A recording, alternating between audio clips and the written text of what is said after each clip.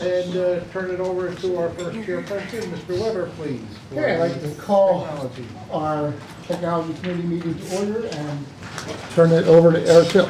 All right, thank you, Mr. Weber. Good evening, everybody. I have a couple items on here tonight. The first thing is just a quick overview, an IT overview of the baseball complex, now that we opened up the baseball complex. Just wanted to give a quick overview on that. First, the softball field. What we did down there for technology is we extended the fiber from the actual high school building out to the new snack shed at the softball field. And from there, we pulled all of our fiber and data, also speaker wires from the building to the snack building out to the data locations on the field. We installed network equipment. We also installed the sound equipment, and we worked with maintenance to mount the speakers. And in addition to that, we also have the wireless access points installed at the softball field. And likewise for baseball, we extended the fiber, but instead of coming from the high school, that actually comes from the press box down at Bulldog Stadium. That's where that fiber comes from. So that was extended from there to the snack shed at the baseball field. And from that shed, we pulled the fiber, data, and speaker wire out to the locations where we needed them out at the field. And again, with the assistance from maintenance, we mounted the speakers up on the poles. And we also have wireless access points installed on that field as well. So we have good wireless coverage throughout the two fields. So does anybody, that's kind of like the overview. And then the opening day, myself and Mr. Hawes were there to assist in case we had any issues with the sound system. Everything went well. The only issue we had when we were mounting the speakers is we had a broken bracket for one of the speakers on the softball field when we went to mount it. So the company is shipping us a new bracket, and that will be mounted. So we were short one speaker there, but it still sounded okay, I think, where it was. It's just that there is going to be one more speaker on the softball side in case anybody saw that or was questioning that. But that's really all I have for that update. Does anybody have any questions? I was given a tour of that, of the data box over the baseball field, and if you didn't see what they did, you hear what he did, but it's a lot more work than what we can even imagine. So yeah, it sounds simple when you talk about it, but it was quite extensive work, and everybody worked good together. You know, Mr. Hawes, Mr. Kramer, Mr. Babylonia was out there helping out, and then of course we worked with maintenance too. They helped us with some of the things too. So yeah, it was a team effort. It was a great first game as far as looking at the fields and everything. It was a good thing. Okay, anybody have any questions about that? Okay, here are no questions. We'll move on to the next topic. The next topic is about the spring PSSA and Keystones. Before the spring PSSA and Keystones, I'll just kind of give you a little idea of what IT does behind the scenes to prepare for these things. We do some preparation ahead of time. The first thing we do, preparation begins in March with, there's actually PIMS uploads that gets done for the PSSA and Keystones. What we do is there's a student template that gets uploaded to PIMS, and what they do is it indicates what students are taking for the PSSAs. It's if they're taking, it used to be if they're taking online or if they were taking pen and paper. They did away with that now. It's only online, but all those students get reported through the PIMS report, and then from there that data gets pulled into the DRC software, which is how they know which kids are taking the test. And part of that included this year is something called test sessions. So what they did different this year is in the past, the guidance counselors would go in after all that upload was complete, and they would go in and create the test sessions manually. They would go in there and do it manually. This year what it is, the test sessions were actually done as part of that PIMS upload ahead of time. So that was done in March, and then that all gets uploaded, and now the counselors get to go through and they can look at all the test sessions, make sure all the students are in the correct test sessions. So that was done in March. And then in addition to that, what we do is the IT staff, we start preparing all the devices. We make sure that the DRC applications on the Chromebooks are up to date. We actually send out a few reminders to the teachers. There's like an online tutorial that the teachers use that the students can log into so they can see what the tests are going to look like. It's just like a little tutorial where they go in so they kind of get acclimated to the program. So we remind the teachers to go ahead and have the students go in there and do that this time of the year. And then the IT staff, what we do is, again, we make sure all the apps are updated on all the Chromebooks. We make sure all the back end, there's a back end program that we make sure that's updated. And we go through, we make sure that we have extra Chromebooks ready for when the testing is about to take place. We make sure we have extra Chromebooks ready. We make sure they're all updated. We make sure we have chargers.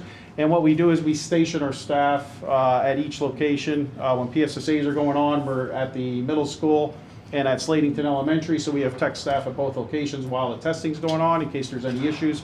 We're on hand to answer the questions. And then when Keystones take place later on, we have staff at the middle school and we also have staff at the high school that's on site ready to go in case they have any problems. So that's what I have on the Keystones and the PSSA. Does anybody have any questions about that?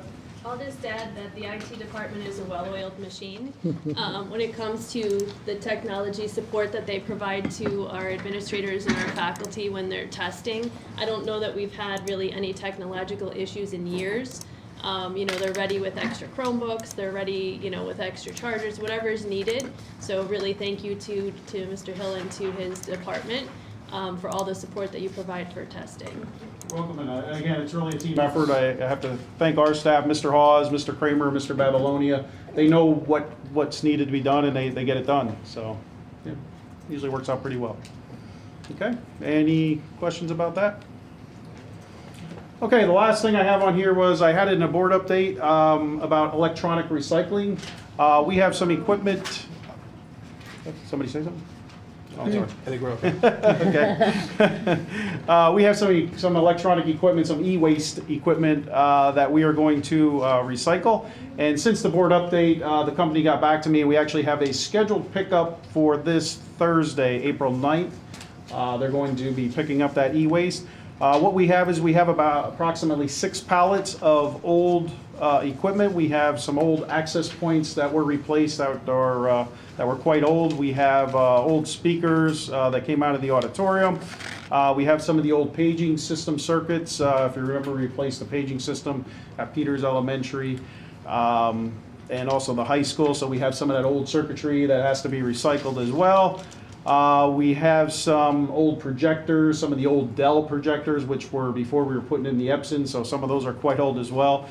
We have Chromebooks, laptops. A lot of those we strip the parts out of that we can use, especially the Chromebooks. We pretty much take the LCDs out of those, all of them. We take a lot of the keyboards out, and then we use those. We also take the cameras out as too. We use those as spare parts then to fix the devices in-house. So a lot of those are stripped parts, or they just don't work at all. We have a few printers. We have some keyboards and mice.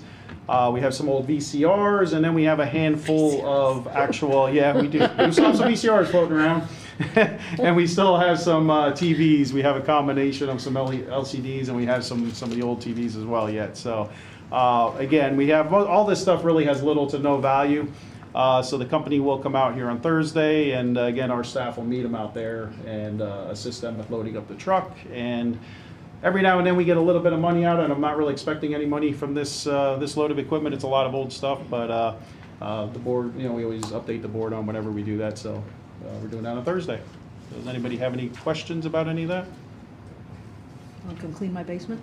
I don't think you want this stuff in your basement. Oh, you want us to clean your basement, yeah? Empty my basement, yeah. I got a big plasma TV.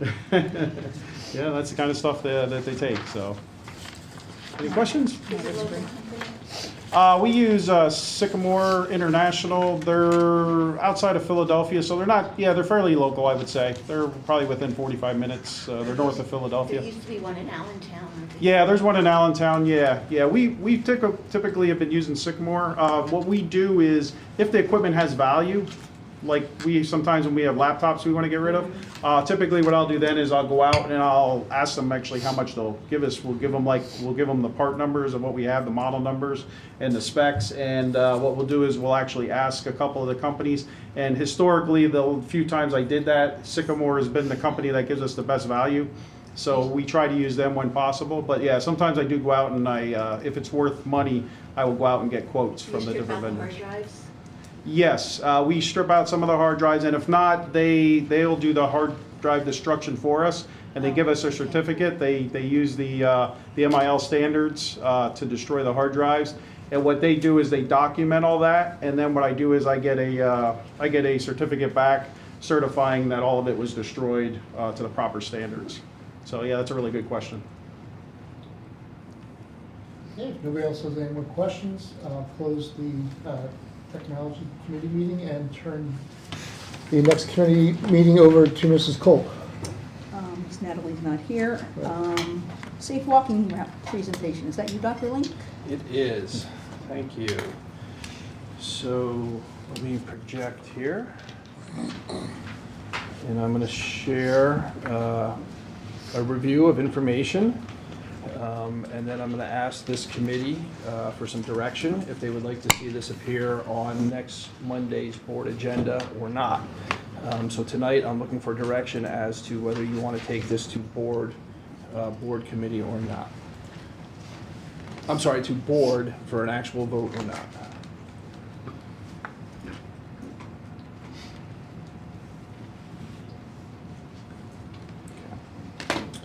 So this evening, I'm going to have a conversation about the hazardous walking route considerations. I do see that we have 4, maybe 3 audience members that indicated that they would like to speak on this tonight. One of them checked no, but then they put the box under buildings and grounds, and that is Mrs. Philibol. Would you like to speak this evening? No? Okay, just want to make sure. So I'm going to ask that you'll have 5 minutes to speak on the topic when I'm done presenting. Okay. Okay, the legal framework for conducting a hazardous walking route is PA Code Chapter 447.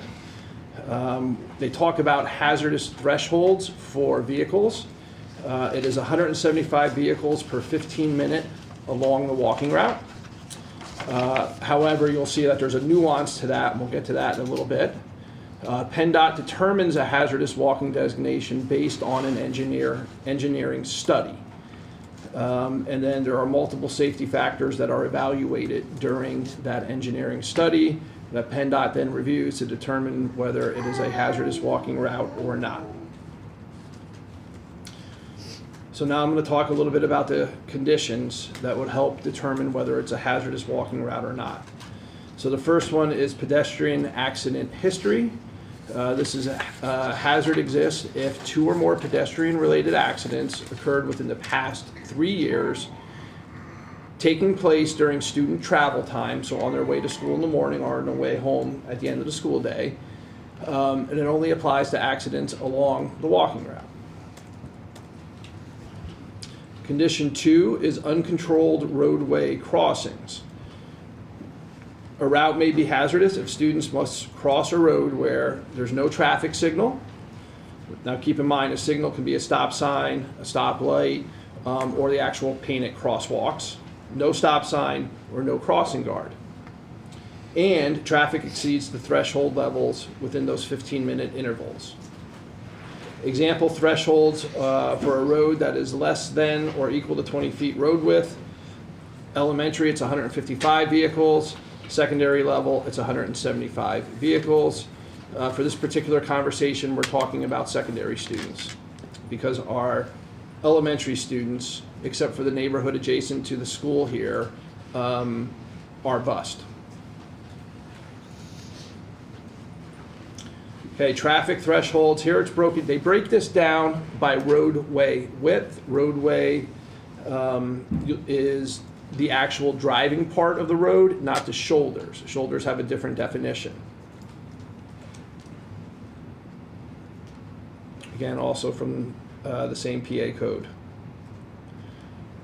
A third condition is if there's railroad crossing risk. A route is hazardous if all apply. Students must cross multiple train tracks. Tracks being a set, not one track. It has to actually be two, otherwise the train won't work. Trains operate during student travel times. No signals or crossing guard present. And students cannot safely cross based on the train speed, the visibility, so the line of sight up and down the train tracks, and what they calculate to be a walking speed of 3.5 feet per second. Additional criteria is no sidewalk conditions. Routes may be hazardous if no sidewalk exists in one of the following: narrow shoulders less than 4 feet, limited visibility for drivers, regular truck traffic, and traffic volume exceeds the limits, which... What do they consider a truck? So there is an actual definition to that. They don't consider like the garbage truck, one of those trucks, or a recycling truck. They consider it to actually be three axles or more. I'm looking at Mr. Mann on this. It's in the code if you want to pull it up. What is an 18-wheeler? So yes, yeah, and it does exclude delivery or normal garbage trucks. So they say delivery trucks or garbage trucks, yeah. So for visibility requirements, if the speed is 30 miles or less, there has to be a line of sight of 200 feet. And then you can see how it goes. If the speed increases, the line of sight also increases, the line of sight visibility requirement.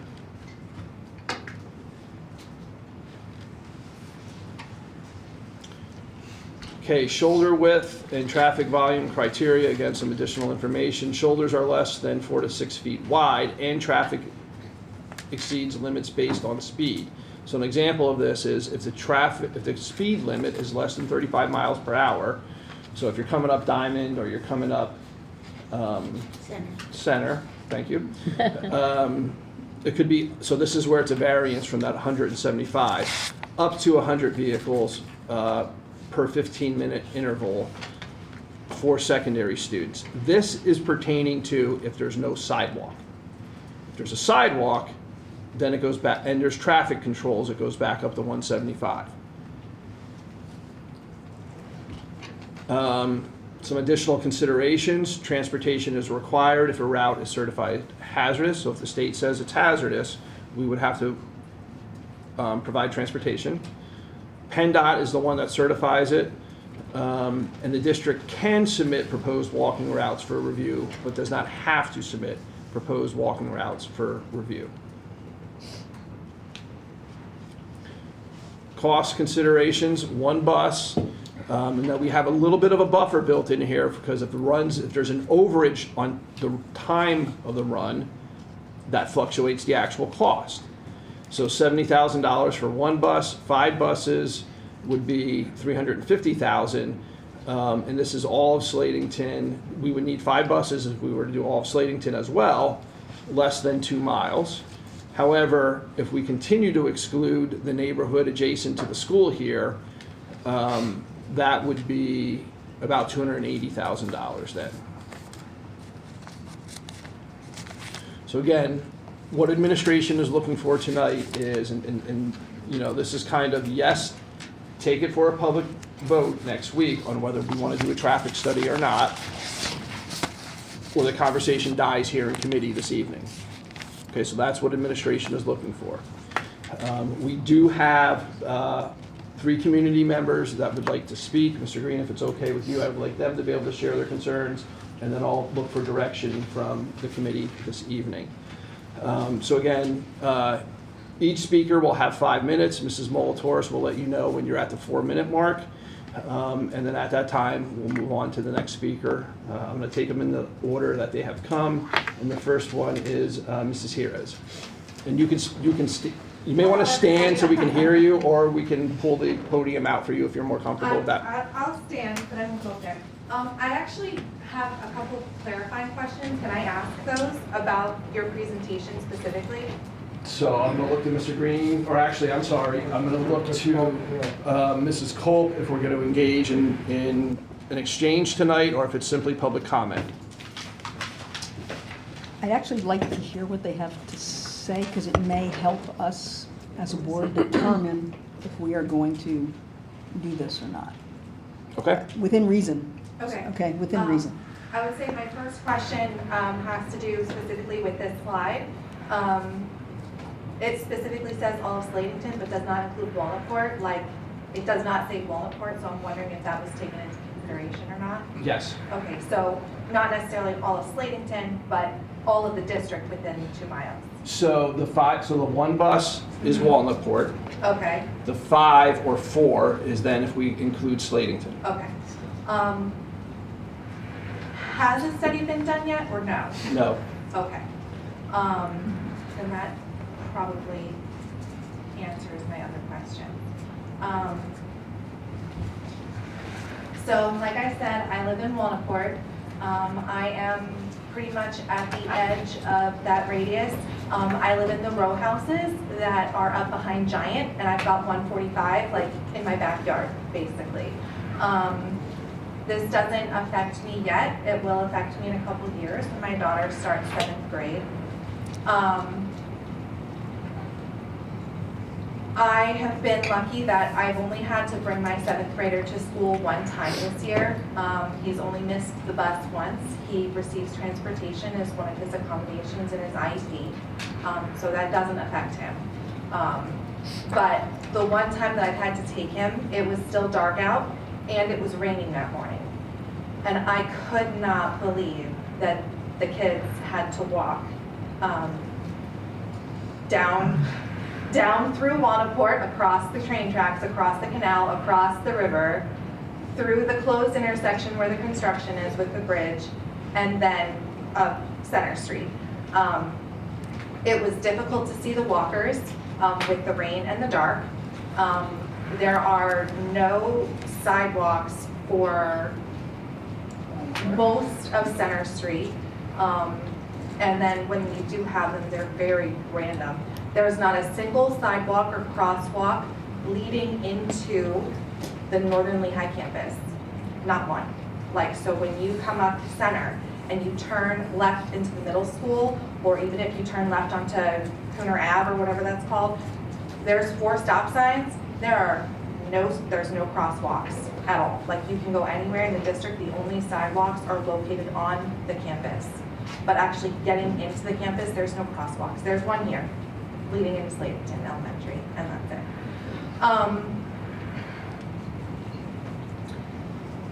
The flip side of this is that while I do think that Walnutport specifically is a little bit different from Slatington, I don't know what the concerns are of the citizens, the residents of Slatington, because I don't live there. I'm sure that it's difficult for the people who used to be able to cross the bridge, can no longer cross the bridge that's no longer there, and having to find detours. I also think that our kids can do hard things. I know that it's not easy to get up at 6:30 in the morning and walk 40 minutes to school. If you do a Google Maps from my house to the middle school, it's 38 minutes. So my son would have to leave, or my daughter would have to leave at 6:30. There's frequently a train that comes through at 6:30 in the morning. I heard it this morning.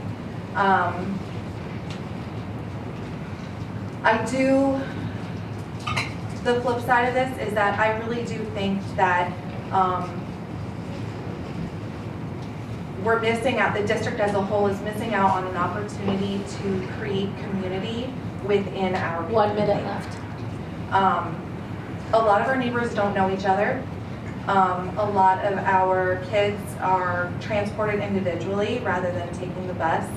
I think there's a little bit more that the district as a whole could do to help create more community among us. In the meantime, it's up to parents to kind of be that person, to be like, listen, I'll take your kid to school. But specifically for Walnutport, I do think that there are extenuating circumstances for our kids coming across. I mean, we're even in a different county. So, like, as soon as you add all those things together, I do think that the students at Walnutport should be bused to their schools up here. 15 seconds. I'm good, thank you. Thank you, Mrs. Harris. Next, we have Mrs. Roman. I'm also a resident of Walnut Court, but I do have a daughter that currently is in 7th grade. And she is, like Rebecca said, we're trying to team up as a community to do some carpools because we don't want our children walking all these hazardous routes to the school, let alone in the dark and rain and snow and the ice. All the perpetrators that are in Walnut Court, Slatington, all across this bridge. We just want a safe way for our kids to get to school. And as far as this slide too, just looking at it, there's also another option. There's 2 buses that go in the furthest part of our neighborhood that are next to empty. There's, I think it's bus 4, bus 10, and there's maybe 4 kids on one and 10 kids on another. I mean, I'm willing, more than willing, my daughter can walk 0.3 miles down the street to catch one of those bus stops, which is down the street, I know from Sarah's house also. Way safer than walking all the way to school with all the hazards like Rebecca after said with the crosswalks, the trains, the no sidewalks, all of it. It would be less cost effective for you guys, for the town, the taxes, for them to simply get on this bus, whether that's adding maybe one more bus stop. If we can just add one closer to our house, if we join that bus stop, that's perfectly fine. We can maybe max out those buses and make use, and we wouldn't have to spend a dime of this. Maybe a couple more minutes at each bus stop as far as timing on routes, but it would be free if we could just join those buses. That was one of my main concerns. Another concern is, that was not brought up on here, Walnut Court actually the police department did a study back on September 29th. So talking about less of the crosswalk, there's no crosswalks around here, but one of the main crosswalks that they would be able to use, coming from Walnut Court, crossing the canal, crossing the bridge, right by Sal's, actually, I'm sorry, the crosswalk right before Sal's is where Walnut Court Police did this study. And they watched just to see how many times the pedestrian walkers crossed the street and how many violations would be taken there. And this study says from the hours of 12 p.m. to 3 p.m., 63 times a pedestrian tried to cross the street, and there was 10 violations for the drivers stopping at this crosswalk. So that being one of the only crosswalks that our kids are going to be able to use, we already have a study that people are violating it. So what's it going to make a difference when our kids are crossing at 6:30 in the morning when it's dark out? That they can't even safely cross the road. There's no crossing guards there. There's no traffic light there. There's nothing. And like Rebecca mentioned with the Slatington too, I don't know if there are complaints on the Slatington side of the people being transported or coming to school too because of their hazards. But I mean, our main concern is Walnut Court because of all the different hazards coming down the line. But I just feel like there is another solution rather than dishing out all this money. So I really hope we do the walking study. That way they can determine whether it is good, whether it is not good, and then we can look at other solutions rather than spending however much on new buses, new bus drivers, when we can add to the buses that are already there, that we see drive past our house to go up the street. That's all, thank you. Thank you, Ms. Roman. And next, we have Mrs. Scheimer. Hey guys. Hello. A lot of you know me, I was a former teacher here at Slatington and Peters. My daughter attends Slatington and is one of the Walnut Court friends on the street. We all live very close to each other. My main concern is just getting my daughter to school safely. She weighs less than 60 pounds and she will probably still weigh close to 65 pounds when she is in 7th grade, walking to school up and down the hill. She's very small. With the snow this year, we constantly had plows plowing. What we do have a sidewalk in front of our house was covered in snow, whether we plowed it or not ourselves. The issue for us is just that, the issue for us is just getting our students there safely. I agree with the other two moms. If we have the resources available, we're more than willing to get our kids to a bus stop. and pick them up from a bus stop if time allows. But walking 1.9 miles uphill with no sidewalks is our main concern. So I think they said it all. Thank you. Thank you, Mr. Sherman. And that's all we had signed up for public comment tonight. So I will again pose the question to the school board. Would you like us to put an agenda item to, I'm sorry, I'll pose the question to the committee this evening. Would you like us to put an agenda item on to commission a study for hazardous walking routes on Monday evening, which would then authorize us to begin that process of finding an engineer to conduct a study? Or if not, then I'm going to consider this matter as ending at committee this evening, and I will not bring it in front of the school board again. What is the potential cost of the study? Mr. Fedorcha, it's a range. We reached out to 3 different engineers, and only 2 of them responded to us, and it's anywhere from $10,000 up to about $45,000, depending on the firm that you use and whether you want to designate a route for them to study, or you want them to study all routes and then say which one makes the most sense.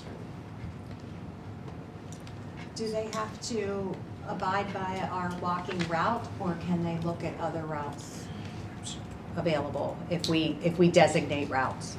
So if we tell them the route to study, they will study that, is my understanding from the feedback that we received from them. Or we could just say, we want you to go study all possible options and come back to us and tell us which one you believe is the safest one, and then whether that safest one is still dangerous or not. And what happens after they do their study? What would the next step be? We would receive a copy of it, and a copy would go to PennDOT as well. Are we obligated to do anything once we do this study? We are obligated to provide busing if PennDOT reviews the study and says it's a dangerous walking route. So is it either or, either it is or it isn't?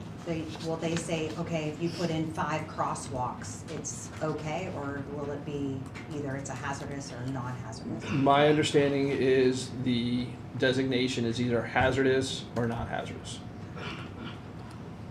And then what would PennDOT do? Do you know?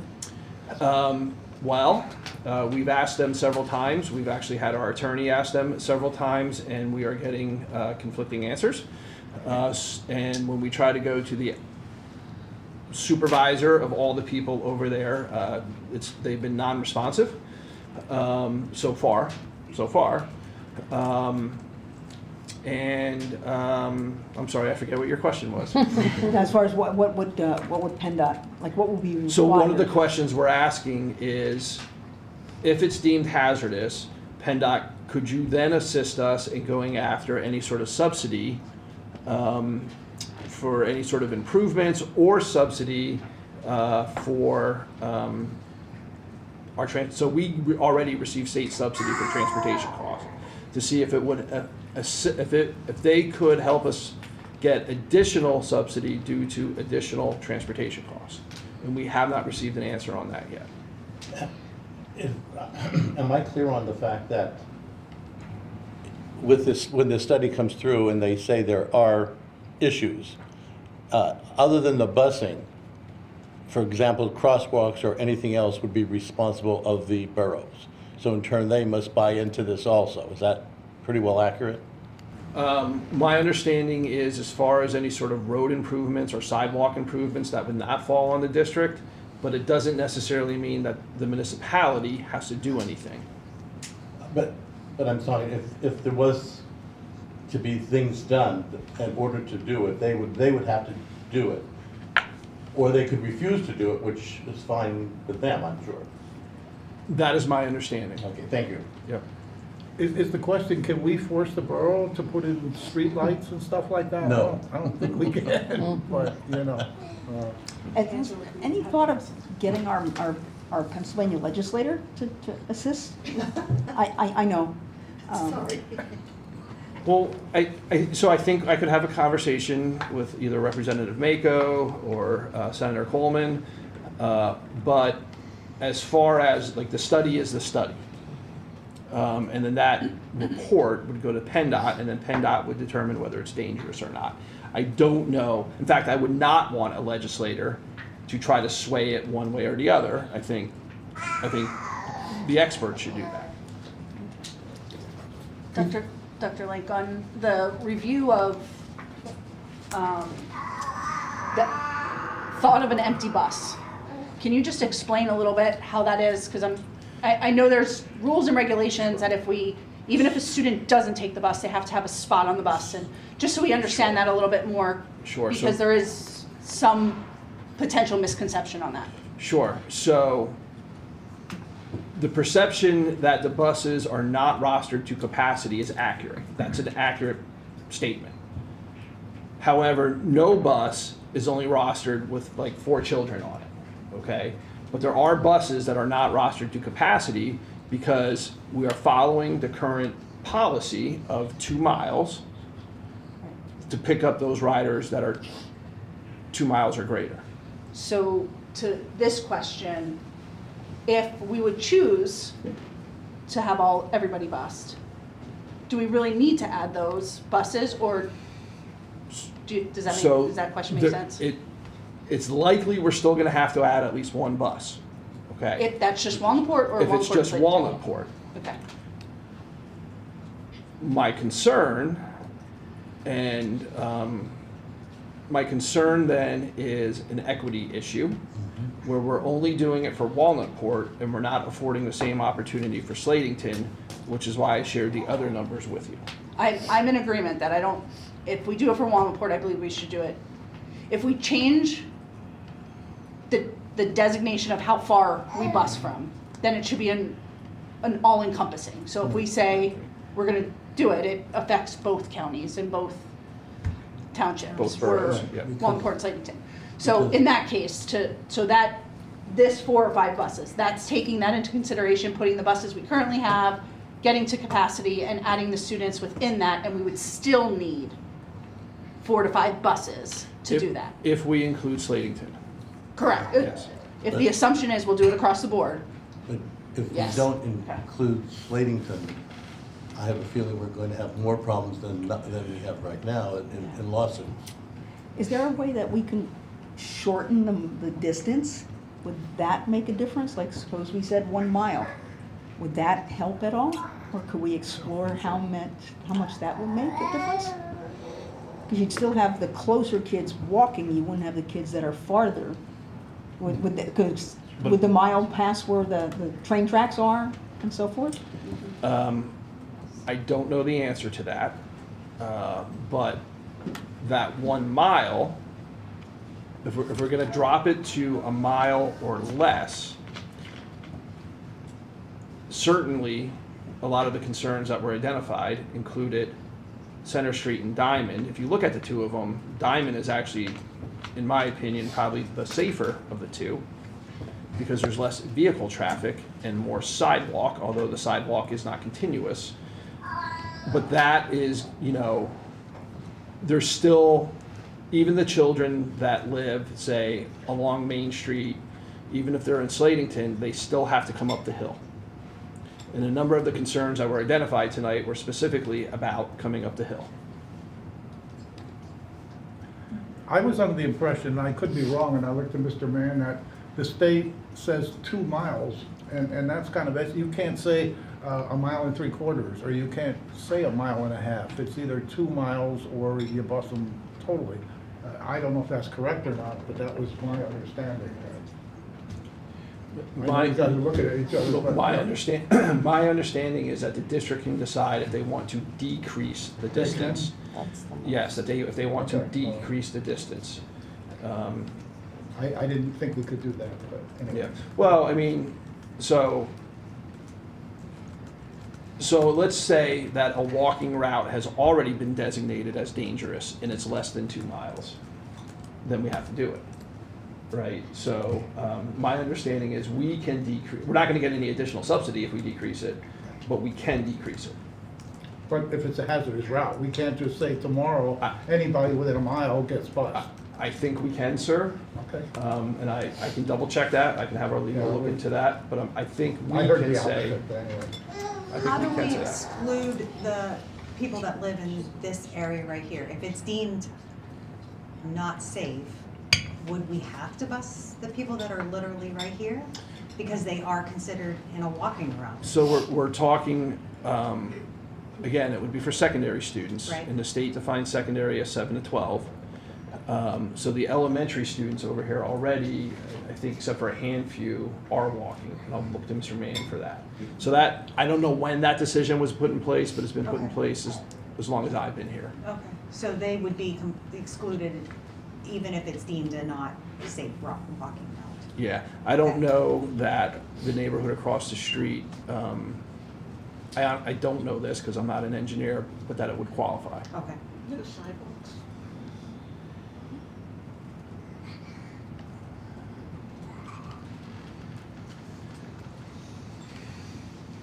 So again, I'll pose the question to the committee. Would you like administration to move this forward to the board for a vote on Monday evening? Can I ask one more question? Sure. The bus routes, you mentioned the rostering. Is there any way that could be looked at to see if we could fit a certain stop or something? If you added a bus stop saying however many kids would want to go there, could we look at that? Or I don't know how much extra rostering we have. We could always look at that. I guess I would need further direction as to which borough. We're separating Yeah, we're the separating. Or in Slayton again. Can't do I think if we're gonna do it, we're gonna do it for both sides, not just one. I'm for the walking route. If it's not deemed, then it puts their mind at ease and it ends the conversation. If it is, then we owe it to the kids to give them a safe walking route. I think when it comes to our taxpayers, and we unveiled our budget and we're $2 million short, $2 million, and to go ahead and spend $45,000 on a survey that we don't know what's gonna come out, which might ultimately cost us another $350,000 or $400,000 a year, is not the best way to be spending our taxpayers' money. I understand the concerns, no lights, that's not a school issue, that's a borough issue. No sidewalks, you gotta take that up with the borough, it's not up to us to put in sidewalks. And we're being asked to cure some of their problems. If people aren't putting in sidewalks, then the borough should be taking care of that, not the school district. There's no doubt in my mind, if we bus the kids from Wallingport, we're gonna bus the kids from Slatington. You're not gonna do one bus, you're gonna do 3, 4, or maybe even 5.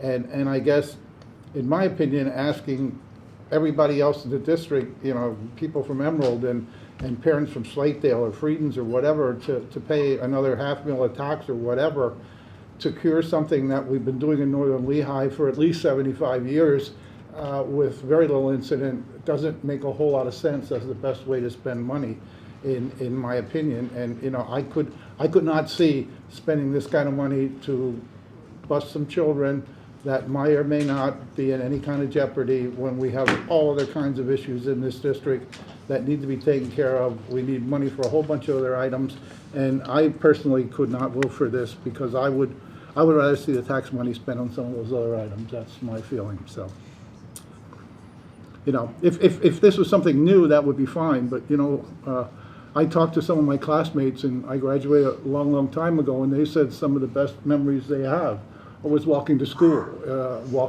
with our friends, getting to know their friends, and they enjoyed it, and we've been doing it for a long, long, long time. So that's my vote.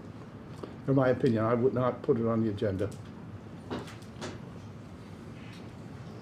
other more comments? I do believe that things have changed in a short time, Mr. Green, since you're indicating that. I do have some concerns about adding the buses and changing it.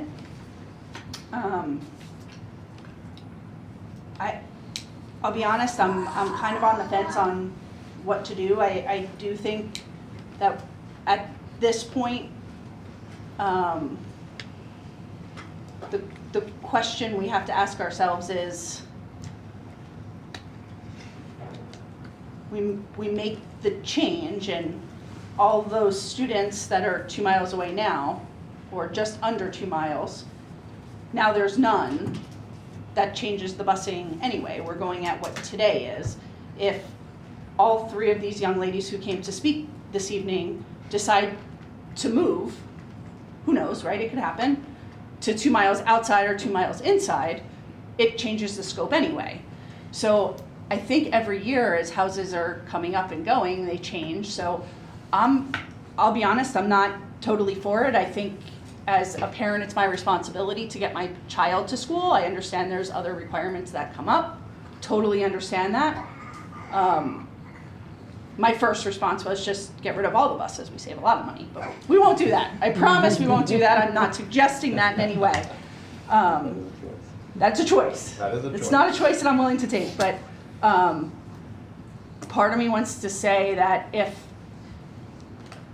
I think I would go for the walking study, because I'm not totally in belief that it's a hazardous walking route, personally, if they all walk in a certain way. But I'm not the engineer, so I can't say that. So I would say let the engineers make the choice. So I would be for the engineering study. Just realize, that's like you're sticking your leg with a knife, you know, you stick it. I get it, Mr. and Green, once but the knife's in, again, 20 years ago, 80 years ago when you walked, Did you what? cars were different, Did the you- traffic was different, the demographics of Wallingport and Slatington were different. If I felt uncomfortable, I would bring my child to school myself. If they had to walk, I would figure out a way to get my child here. However, I have the ability to do that. Some folks are unable to do that. So looking outside and looking and being respectful and realizing what the current demographics and the changes that occurred, I believe that the study should occur. I'm gonna look for people to vote for that $300,000 in the budget when it comes budget time this year, you know, because we're gonna have to put it in this year for next year, you know, so. There's a pro and con to that, and we have to look at it then, that there's the potential that if we do this, and we still have the current budget, that when the budget gets presented tonight, we're gonna have to look at a tax increase, and I get it. I don't wanna do it either. I pay for that the same way, but at the same time,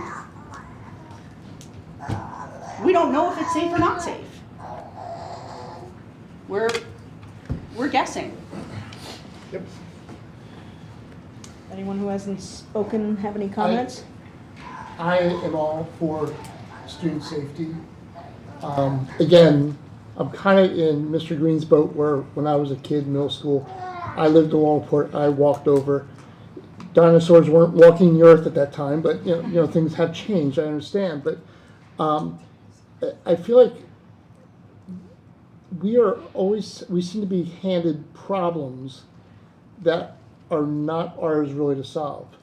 You know, the borough, we have a poor tax base because the borough chases away businesses. The borough should be working on upgrading and taking care of these roads, putting sidewalks in, making sure there's traffic lights that work, crossing walks that work. That's not our job. And if the borough did their job, we would not be having to put more of a tax burden on our taxpayers. So whose problem is this to deal with, ours or the borough?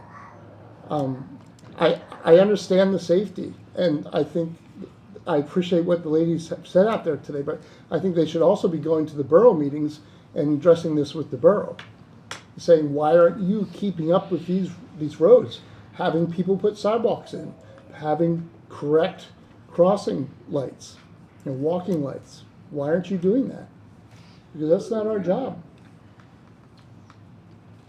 I'd just like to say that on Center and Diamond Street, not so much Diamond, but Center, the buses go down and the students walk down.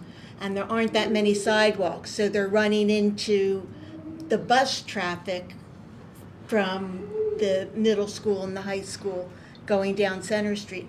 I see them all because I live right on the corner there, and they walk across my lawn. I don't say anything to them, only when they drop trash. But I let them walk across because there's no sidewalk there. So because the buses all come out Diamond Street now, a lot of them. They never used to do that. It's only been in the last couple of years that they started using that exit.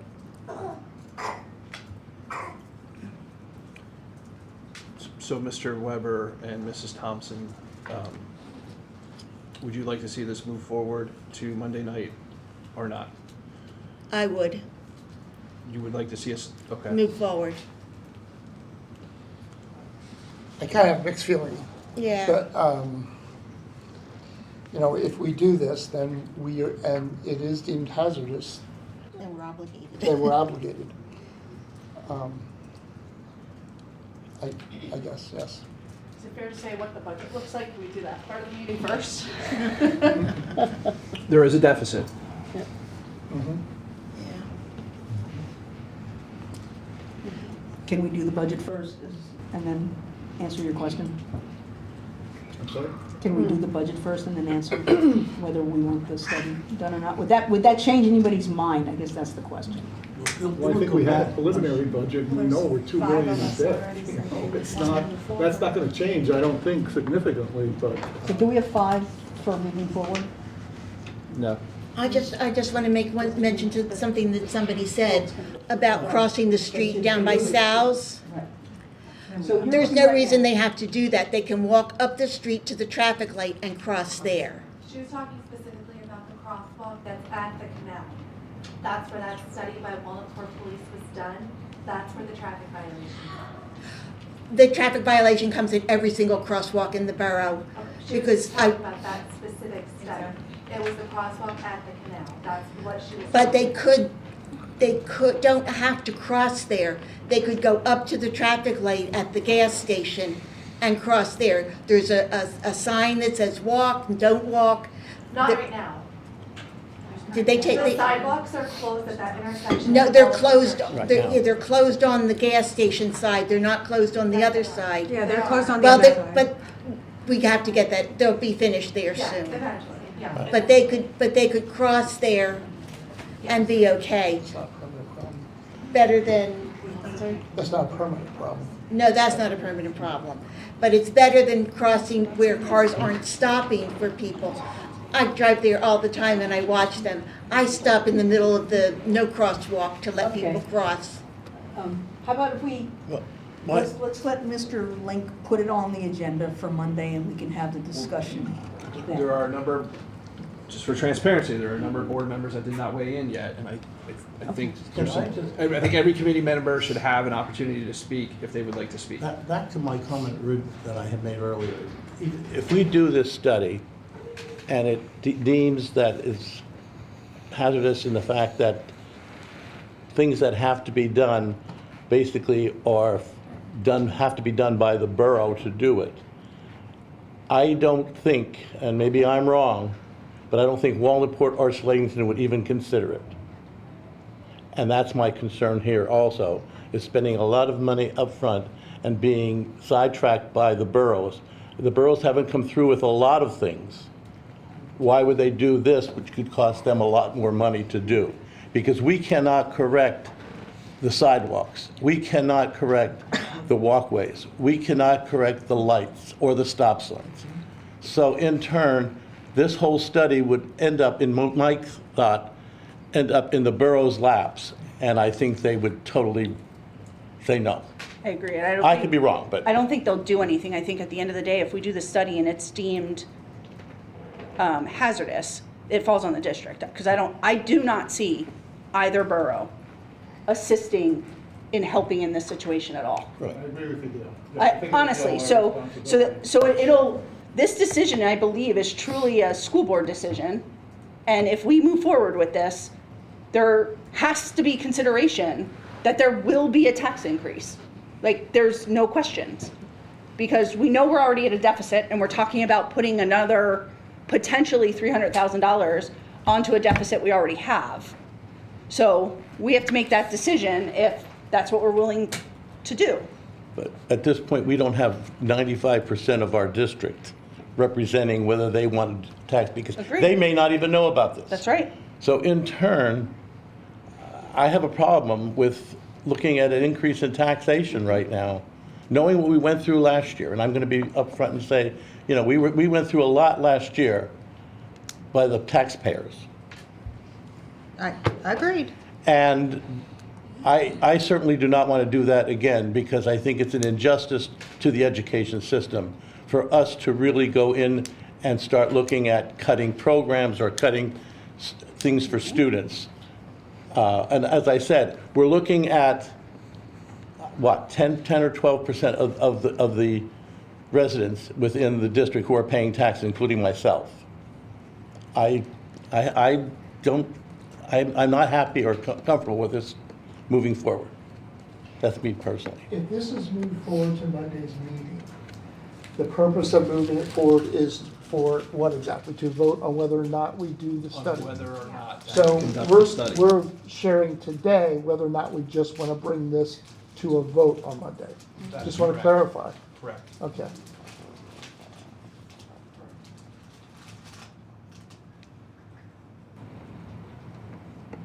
Are there any other committee members that would like to speak this evening? I'm sorry, I couldn't hear you. I agree with Mr. Fedorcha and Mr. Weber. I mean, unless we can take that $420,000 out of the budget and give something up to do this every year, again, it's a hard decision, but that's a lot of money. We just don't, taxpayers don't have it. We don't have it. So I'll interpret that as you're not in favor of moving it to the board. And Mr. Weber. Not at this time, Okay. not at this time. Mr. Weber, I'm hearing different messages. I'm not in favor of moving it to the Not, city. okay. Hold on. I'm just gonna go down the No, table no, at it's this okay. point. Mrs. No, Williams? not at this time, no. So, okay. Not at this time. Mr. no. Weber? No. Mrs. Thompson? Yes. Mr. Green? No. Mrs. Cole? Yes. Mrs. Hudak? Husak, I'm sorry. That was a football coach of mine. Mrs. Hudak. That's it. Yeah.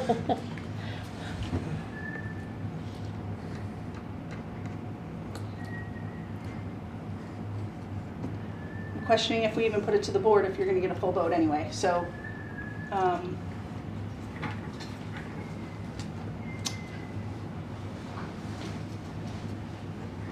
was my concern too.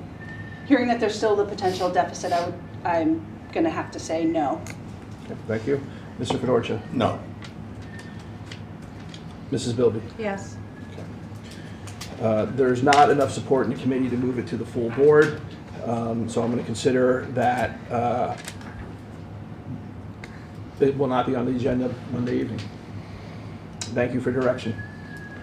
And about the baseball field for more important than our kids for spending money. Okay, we're going to move on to the next topic on this evening's agenda for buildings and grounds. So, Mr. Mann. It's the alloy type update. Oh, so that's me. So we have been in conversations with Alloy 5. They are requesting to come up and do site visits now to help better refine the scope of work. Then to have a proposal to bring back to administration, to bring back to this committee for how they would recommend advancing along for the 10-year capital improvement plan.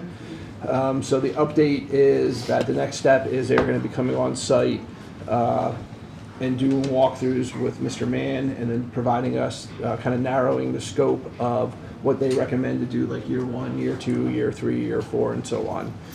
So that's where we are with Alloy 5. Okay. Have they given any idea when they would start the projects? Supposing they come on site next Tuesday, would they start the coming fall, over the summer, or do you have any idea what that? No, there hasn't, I don't think there's really been any talks as to when we would start the projects. At this point, we're still trying to narrow stuff down as to when we want certain areas completed, you know, so that we're still in that early phase. Once we Okay, get that- more I of an just wondered idea, what the time then, frame is. yeah. I have to ask who's Alloy 5? What's that? Who is Alloy 5? So Alloy 5 is the architect firm that was approved as school district architect of record, I believe, at the last school board meeting. Okay, I missed. Okay. Remember, we're gonna do our bathrooms first. I'm only kidding. Any other questions on Alloy 5? Okay, hearing none. Mr. Mann? That's back to me. Thank you, Dr. Link. Sure. So first on my agenda is the request of having the approval for 8 summer workers again this year. Last year, we initially asked for 5 workers. We had an abundance of kids apply. I had then come back to the board and asked for an additional 3 kids to make it 8. I'd like the board to approve 8. That way, if we do have an abundance of kids applying again, we can easily have work for 8 kids, and we can dial back if we don't have the support like we did last year. So right now, I'm looking to the board for any questions. Just to remind you, out of the 8 we had last year, we did hire 1 as a full-time maintenance person. So he was actually an individual, I believe he was 3 times. I look into Dr. or Mrs. Milo-Torres, I think he was helped 3 times, if I'm not mistaken. And then this last year, we offered him a position as a full-time employee. So it does help a lot of our students gain knowledge, you know, and hopefully further them to help them out in the long run. Are one of these 8 the supervisor? No, so the 8 would be workers only and then 1 supervisor. All right, so we'd actually be hiring 9. Correct. Okay. Yep, I'm just, However, the supervisor is not a student. correct, Okay, but we'd still be paying that supervisor. correct. So we are talking, we should be talking about hiring 9. Sure, 8 students, so I'll say 8 students and a supervisor. Okay. Because when you bring this to the board for approval, you would bring the supervisor's name plus the 8 names of the workers, correct? Correct. Okay. Is the supervisor already somebody that works here, or is that an additional person? He's somebody that works in a different, if it's the same person, and we usually give that person the first right of refusal, it's somebody that works in a different capacity, different department, part-time during the school year. Yep. Because I didn't understand we were hiring a supervisor also. I know it was just the students that we referred to. No. The supervisor was part of. No, we've done a supervisor the last couple of years. The one year we had a maintenance guy who did it because we couldn't find a supervisor. Correct. So if you pull the supervisor to supervise the kids, you lose that. If you use a maintenance man to supervise the kids, you lose that maintenance man being able to do the other tasks that he does.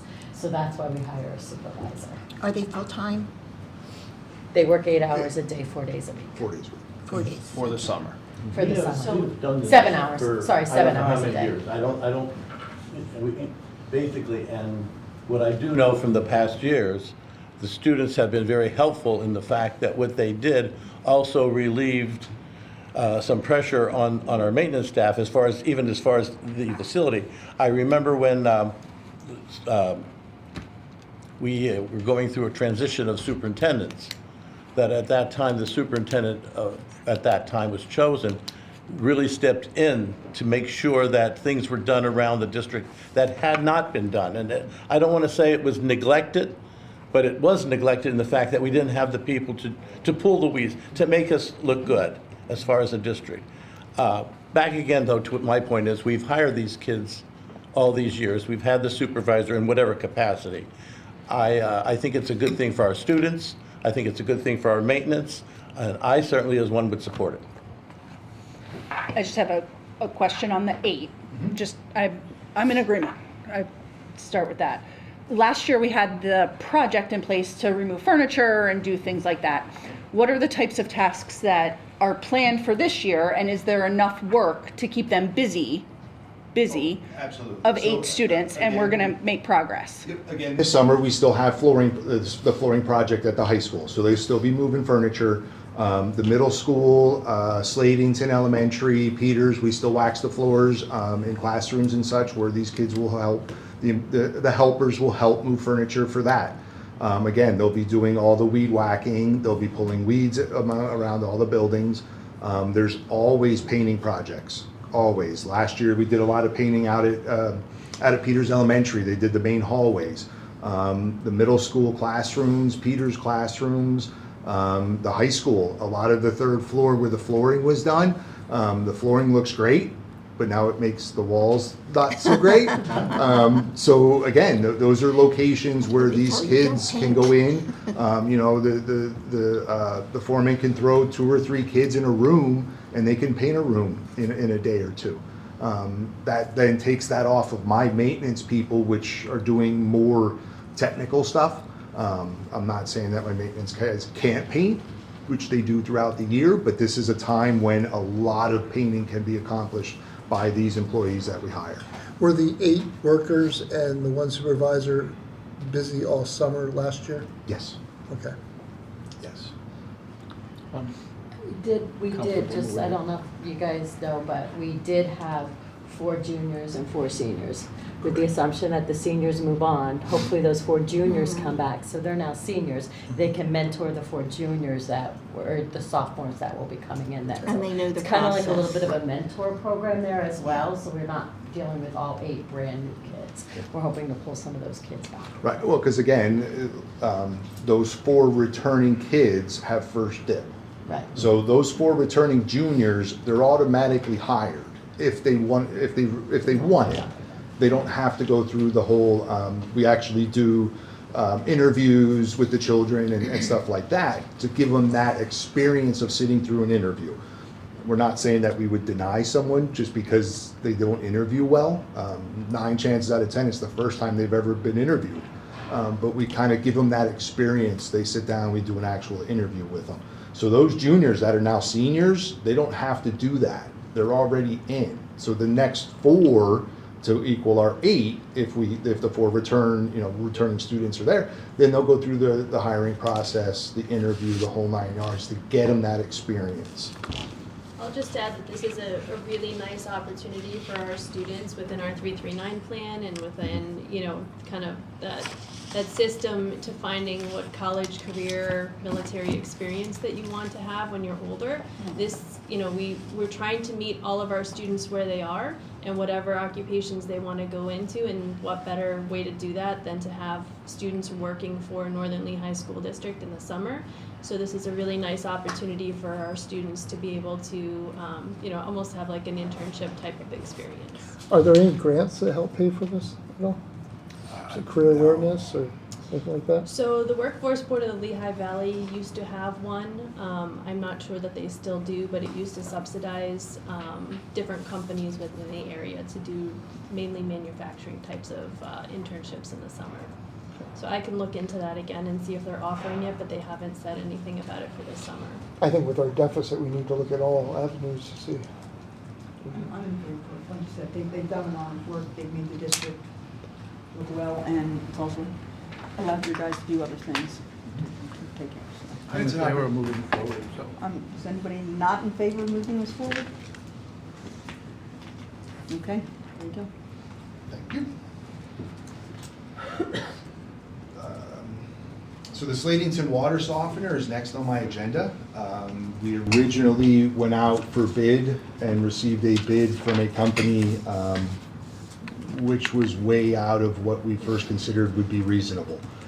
That bid came in at $69,810. The board requested that I reach out and find a couple more companies, which we did. We ended up finding, I'm sorry, I think that was the wrong, no, $69,976. So we reached out to a couple more companies, and a Herman Goldner company came in the lowest at $34,747. In Friday's update, I wrote how we will be using the approved funds for the high school and Slatington in this year's budget to pay for the install of the water softener at Slatington alone. And then we will go back and ask for, once we find some money, get some quotes for the high school, I will then return to the board and we can negotiate on what funds and how much that'll cost. But we would like to use the high school and the Slatington approved funds to pay for the Slatington water softener this year. So I looked at the board for any questions. Is there, so we had the issue at the high school with the water. Can you help me understand why we would do something at Slatington before we did something at the high school? So the reason that we're not doing the high school next is the high school is a lot more elaborate in order to install the water softener.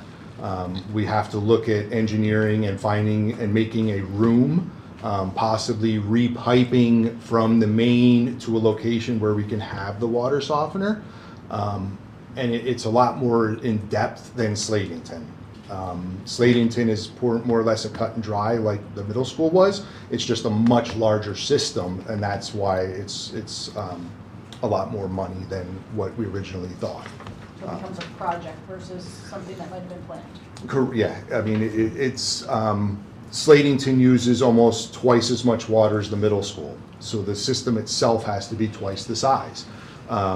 Again, the main water coming into the middle school is a 2-inch pipe. Up here at Slatington, it's a 4-inch pipe. So everything has to be larger, which makes everything more expensive. And then can you explain, so you said this building's more expensive than the middle school? Correct. And then what is the issue with the high school then? You're saying it's a different project? We don't have any room and anywhere to put it at the high school. So we have to build a room somewhere at the high school, or repipe additional piping to a location where we can put the water softener. Yeah, where the middle school, we cut a piece of pipe out, put in a water softener. Slatington, we cut a piece of pipe out, we put in a water softener. The high school, we can't do that at the high school. Okay, thank you. So it's taking contractors a lot more time to get me quotes. I have to bring people out to look at it. We're going over prints, trying to determine how and where we can put the water softener. And it's been a little difficult. Peters. Does Peters need one, or No, they do because not need Peters one a because well. they have well? Yeah. Got it. Just confirming. Yep. Good question. Yep. So we handle that ourselves with the chemicals that we add to the water coming out of the well. I think the question is, do we move ahead with Slatington at this point? And I'm in favor of doing that. Other stuff we can look at later, but the question is, do we move ahead with this one? And I'm in favor of doing that. Put it on for Monday night. Thank you. Okay. Next on my agenda, so we had a little bit of an accident at our gym floor at the high school. A scratch was put into the floor by accident. So we need to repair that scratch. So again, I went out for quotes on how much it costs to repair the floor. We did receive several quotes. And again, the lowest quote was from Keystone. They will also be doing our track and our turf. So we asked them to come out and give us a quote to repair the gym floor. The returned quote was $10,410. That's actually to sand. They can't just sand where the scratch is because it wouldn't be even. So they have to sand the whole floor from one end to the other, completely sand it equal. They will then go back and fill in those cracks and then reapply 3 coats of sealant over the top to get it back to where it is now. There's no way just to seal the crack? No. They tell me that you can't just seal the crack because it's down into the wood. So they have to take off that top layer, then they can seal it, and then they clear coat over the top. Is it in a main portion of the floor? Unfortunately, yes. And Or they right in the center, right? It goes right out through the foul box to the far side of the foul box. Yes, And they can fix it rather than replace it. correct. So Chris, can we make sure this doesn't happen again? Yes, so the item that caused the scratch was removed from service, yes. Okay. Okay, what was it? Because everyone's over here asking what caused the issue. Chris, So- Mr. Mann, can you explain in a way where no employees' names or students' names are mentioned? And if you can't do so, yes. we will explain that in So executive a session. cart was used and the cart malfunctioned, and that's what created the crack. The first time it was used, they noticed it, they took it out of service, so now we won't have, it will no longer scratch the surface.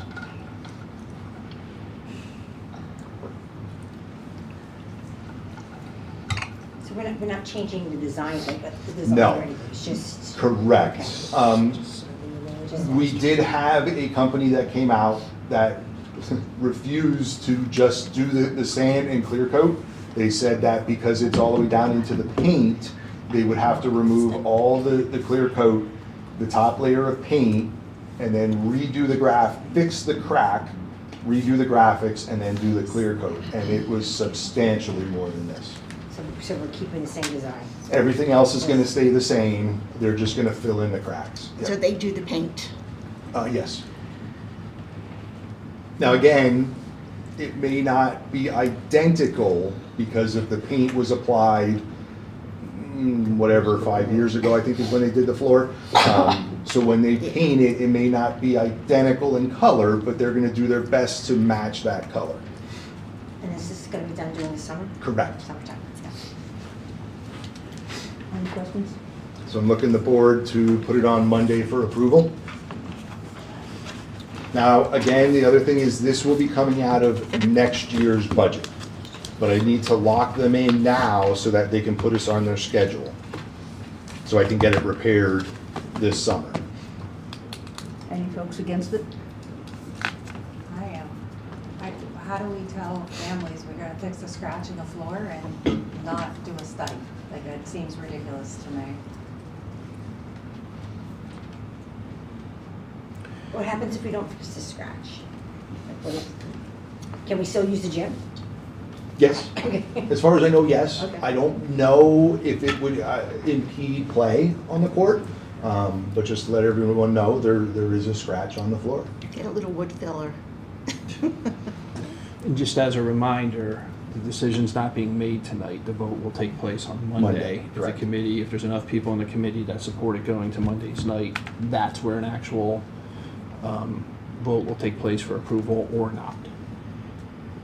I think it should move forward because we need to keep up on our facilities and not fall behind. That's where things get expensive. Put it on the. Is it a agenda. potential, and I don't know, Sherry, this is a potential question for you. Could it be an insurance claim, or is that below our deductible? It's probably below our I don't know deductible. what our, yeah, just a thought, looking for other areas to pay for this Could you thing. donate the scratch bigger? Put it on for the agenda, and then if there's, the vote will be taken, and the answer will be given at that time. I appreciate it, thank you. The last on my agenda are the light pole banners. Dr. Lynch, please. So I had shared some information with all of you on a weekly update about this. Many of the banners around campus have either already been taken down because they were basically destroyed from windstorms and ice storms over the years. And some of them, I think, are still up, but still tattered. And it does not reflect well on the school district when our logo and mascot is up there and it's shredded. So we have a quote for 30 of them at $4,950. These would be an upgrade. They would actually be vinyl as opposed to like a cloth material. We have 2 sample ones that are out front already that they gave to us at no cost, just as samples. We believe that if the committee is in support of this, we would take it to agenda upcoming, and that the funding source would actually be, because it's this main campus here, these 3 buildings, and I believe all of the flags out at Peters are, and I'll look to Mr. Schneider right on this, are hanging on. I've never looked at the flags, so I know the flag, yes. Are these specific to Northern Lehigh flags? Yes, they are our banners that are hanging on the light Next time, poles. I'll check it out tomorrow, Doctor. Well, I can tell you that they are shredded out there. So because it's district-wide, not targeting one school or necessarily one program, we think it would be appropriate that this would come out of the school board's budget line item, and there's money in there for the school board budget line item to replace these banners if it's the will of the committee to take to the board for Do these new approval. banners have, like, the wind breaks in them? They will, yes. Okay. And I'm glad you're doing this, because I've noticed the old ones out here, and it is kind of embarrassing. They're in really bad shape. We've been taking them down over the years. There used to be 3 at the stadium parking lot, along Bulldog Lane, in between the middle school and high school, on the poles behind, like on the poles where we do the bonfire, the middle school parking lot. And we've just been kind of taking them down as they've been deteriorating, and now we're at the point where there's many missing and many already Do you think that they destroyed. get beaten up a lot worse in the wintertime? That maybe we should take them down over the wintertime and put them back up, or?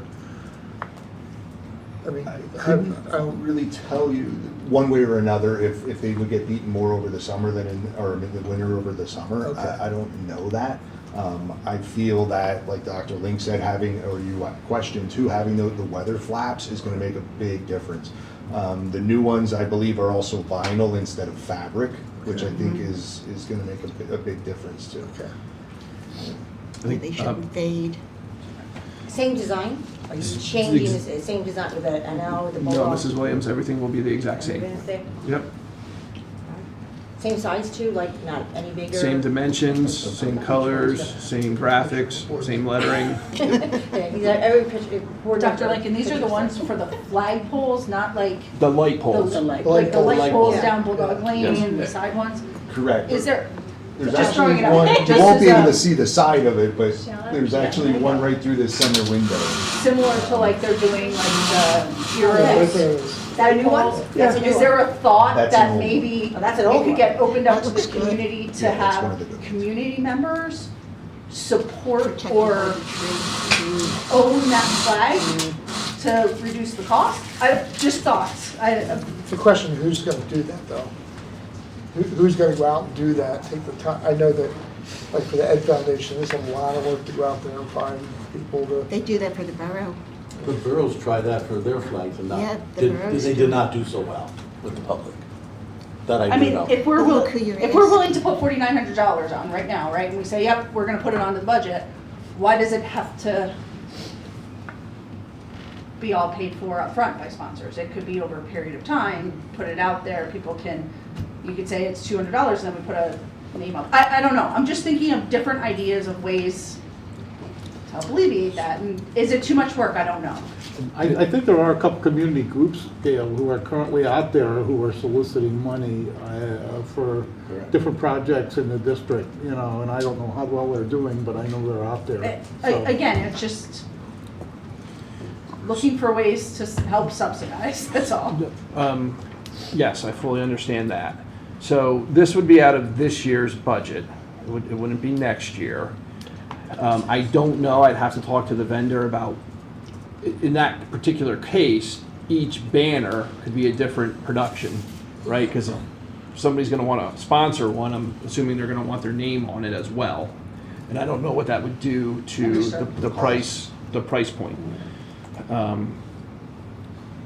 Yeah, so, I appreciate the suggestion, but I do think for the campus, I think for this particular project, if the committee wants it to go forward, that uniformity would probably be preferred up on the light poles. Yeah, this is about $130 a banner. 165. 65, well, close. Looked at a calculator. Technology teacher. So that would be top end. I did ask the vendor, and I'm waiting for a response, is if we get 30 of them right away, can that price be, I'd like to see that price come down. I have not heard back yet. So we shared the high end for 30. And when you talk about seasons, I don't know the difference between summer and winter as far as the season. I do know it has to do with the wind. And I don't remember as many windy days in my 70-some years that we have gone through almost every day with tremendous wind. I don't remember that ever. And that will do the damage, summer, winter, spring, or fall.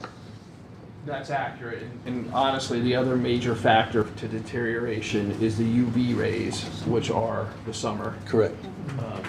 More of a summer concern, I believe. Put it on for Monday and we'll go from there. Okay. Thank you, everyone.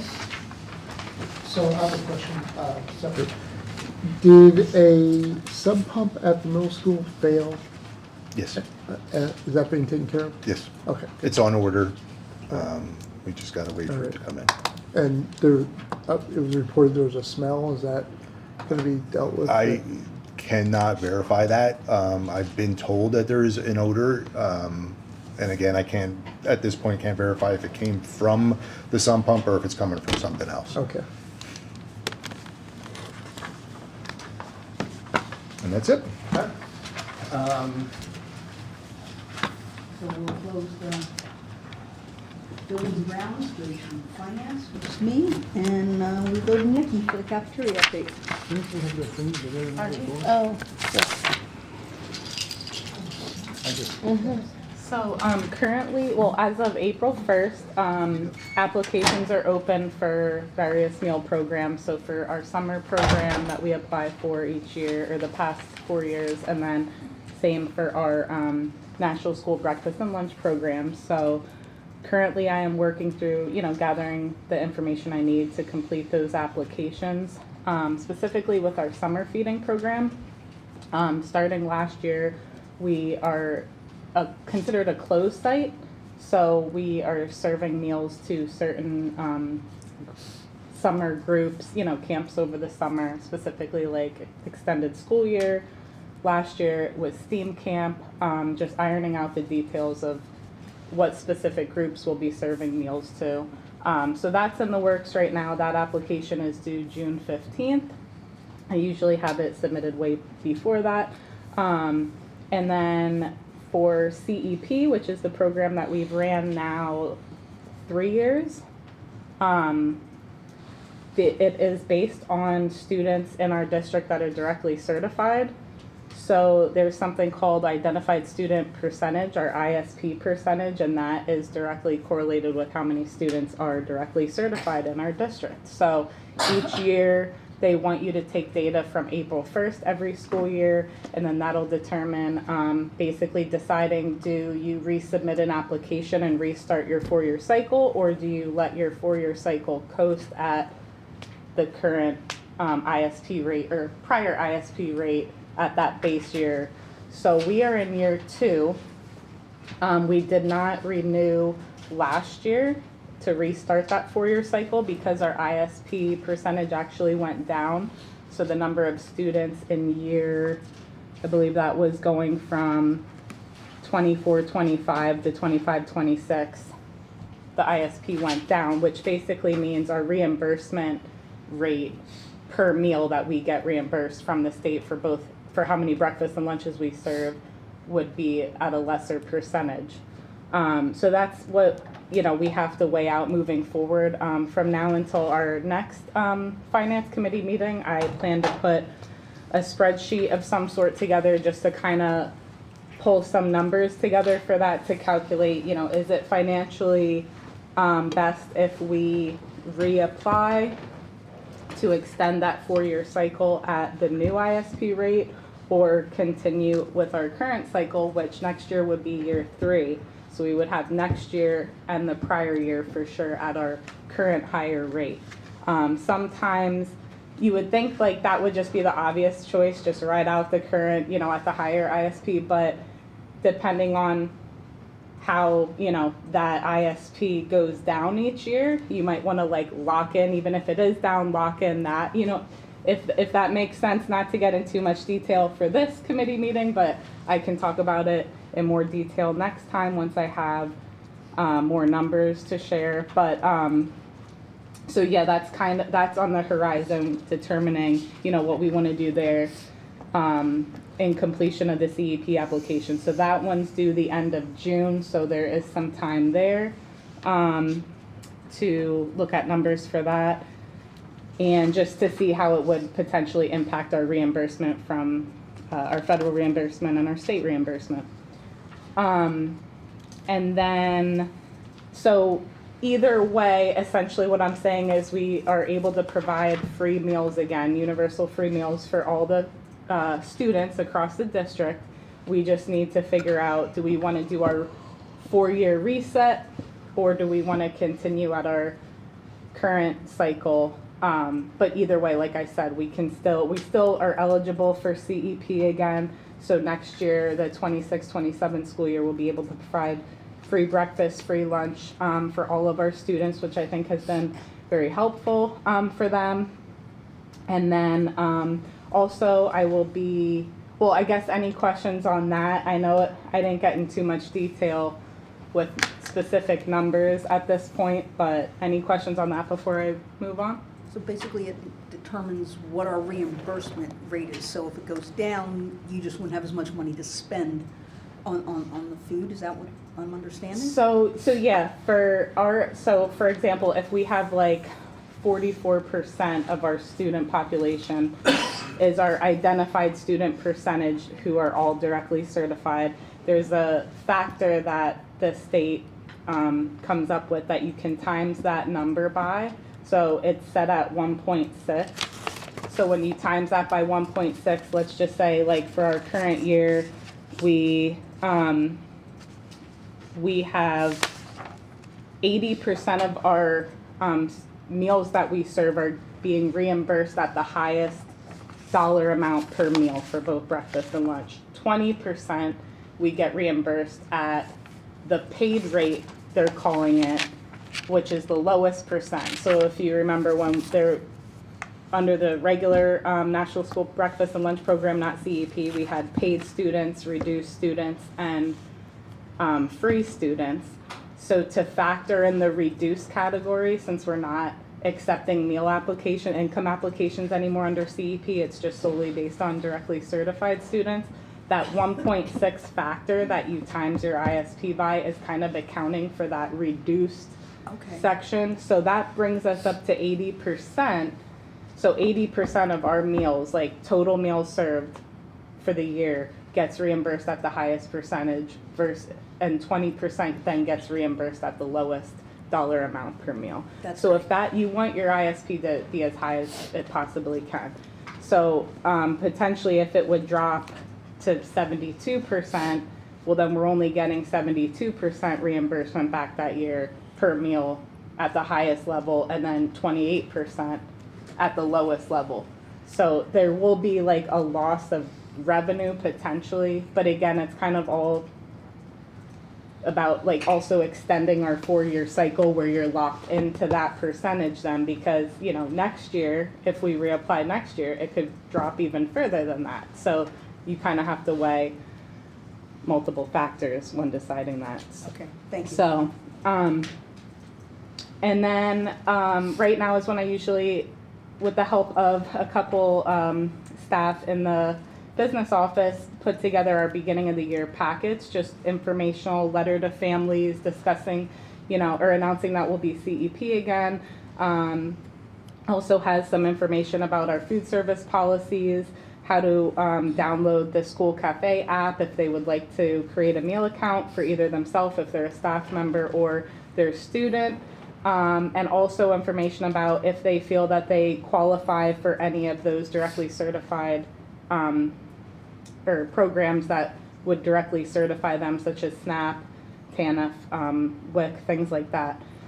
And then meal participation, couple more topics here. Meal participation I always am assessing, just because that's kind of our bread and butter, I guess, is the higher our meal counts are, the more reimbursement we get, and just keeps us in good financial standing. So the one area that we're lacking is our participation at breakfast at the high school. So I recently met with Dr. Bali and Tina Novitsky, who's our head cook at the high school, to come up with different ways that we can make breakfast more accessible, because as you know, it's in the basement where they have to go, and then there's also some time constraints and stuff like that. So we are still going to continue the breakfast downstairs, our regular breakfast offerings, but we're also going to provide bagged grab-and-go style breakfasts off a cart in the main lobby, which we actually started today, just to, you know, for anybody that's coming late,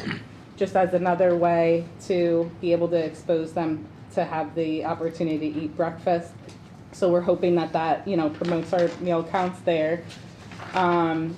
And then we just received an email for the Roundup at the Register program through the Giant Company and we do not yet know the exact amount. In previous years, we've received anywhere between $2,700 to $3,200 in a donation, which helps support our Backpack Buddies program. So we will find out that specific amount here soon, and the check presentation is scheduled for this next Tuesday, the 14th, here at district office. That's the big, you know, fake check, not the live check. But then shortly after that, we'll receive the live check. And that, like I said, will help support the Backpack Buddies program. We currently have 96 bags going out every week, district-wide. So that's been pretty consistent all year at that number. And then just to circle back on the menu boards, I put that on hold just to give myself more time, because there's just so much going on right now with applications for next year and stuff like that. Had a couple like maintenance costs recently. So I'm just gonna hold off on that for now, but more to come later on. Probably gonna look more into that over the summer to determine what we wanna do there. And lastly, as you all know, I haven't talked about this in a while, but we are part of a Lenorco group. There's 9 districts that is our consortium where we go to bid for different vendors, and we are due for our bread bid, dairy bid, and ice cream bid. So that's also something I'm working on right now. We can consolidate our numbers and we'll go to public bid for that sometime at the end of April, and you know, see who bids for our business in bread, dairy, and ice cream. So if there's any questions on anything, I know I went through that very fast, but I try to keep it as short as I can for these meetings. Any questions though? No, thanks for explaining how the reimbursement works, and let's hope we can get some good. I think it was quick but thorough. Yes. Thanks. You do a good job. Thank you. Thank you for working so hard to make sure that that stuff happens. That's really great. Thank you. Thank you. Yeah, being able to offer those free meals makes a major difference throughout the whole district. Yeah. That's all. Thank you. Where's that? That's what. So we'll switch. ISP. It is identified student percentage, and it's based on the percentage of students in your district that are directly certified through various programs.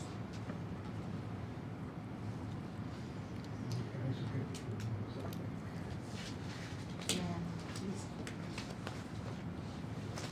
She always get me every time. I knew. Anything else for Nikki? No? Who gets to do the budget? So Tag team effort. that'll be Mrs. Molatoris and myself again. So I'm just gonna quickly check with Mr. Haas. Mr. Haas, are you able to share this on the live stream? Yes. Okay, thank you, sir.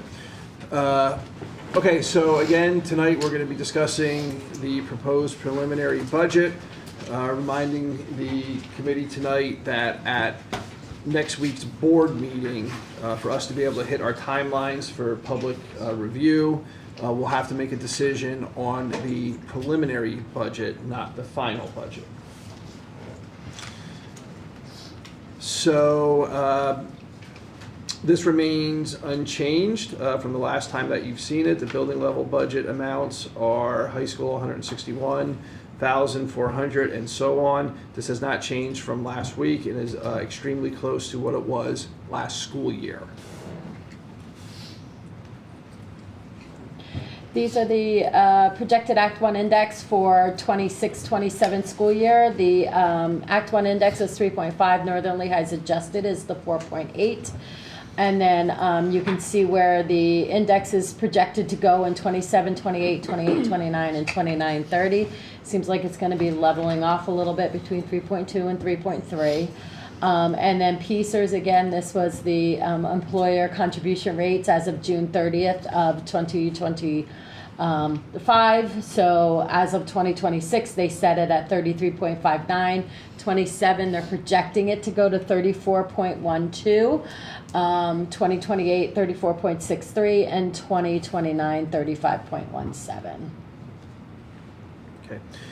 These next number of slides I'm going to go through rather quickly. However, feel free to stop me. The reason why I'm not going to linger on these slides very long is because they are unchanged from the last time that they were shared with you.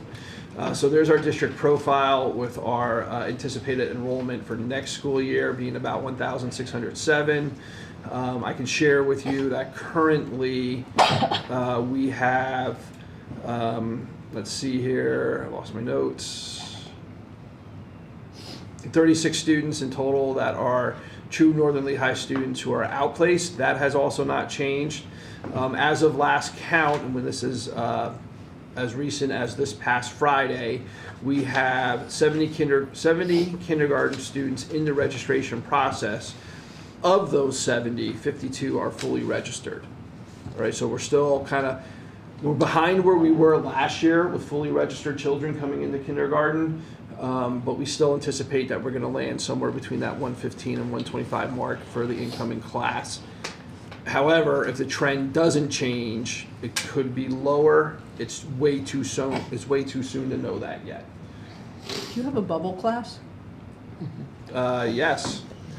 So I would consider fourth grade is at 138. You know, this year 115 at kindergarten. I'm sorry, 115 at kindergarten. We have 138, which is this year's third graders. And then actually our senior class is 141, which is why you're kind of seeing such a swing with the total from this year to next year. Okay, thank you. Sure. Again, this has not changed. This is just a representation of enrollment trends going back to the 2022 school year. It's been pretty consistent across the buildings. There, you'll notice that out of all of them, Peters kind of ebbs and flows pretty much. The other ones are pretty stable. Our employee profile has not changed since the last time I shared this slide. We're currently at 276. Next year, if we go to, this would include one additional business teacher. How do we get to 277? Yeah, that should be 277. I don't know why that says 278. It should be 277. Let me change it right now. Thank you, Mrs. Boltorse. But our employee profile, the only recommended change that we have going into next year is that to have an additional business teacher at the high school to support our pathways that we've been talking about over, about the last 6 to 10 months. These are the grant-funded positions. None of this has changed since the last time we looked at this slide. You'll note that some of them are funded through grants, but also through the general fund.